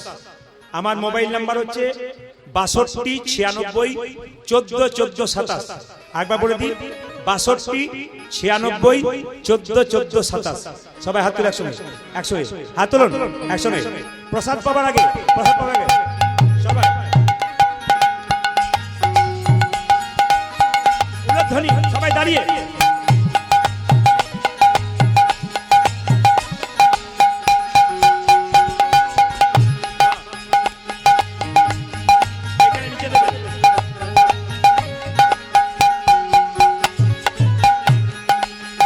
कभी राम बनेंगे, कभी श्याम बनेंगे, चलिए आना प्रभु जी, चलिए आना। हरि बोल। वो कभी राम बनेगी कभी श्याम बनेगी, चले आना प्रभु जी चले आना, कभी राम बनेंगे, कभी श्याम बनेंगे, चलिए आना प्रभु जी, चलिए आना। हाथ ताली दिए। कभी राम बनेगी कभी श्याम बनेगी, चले आ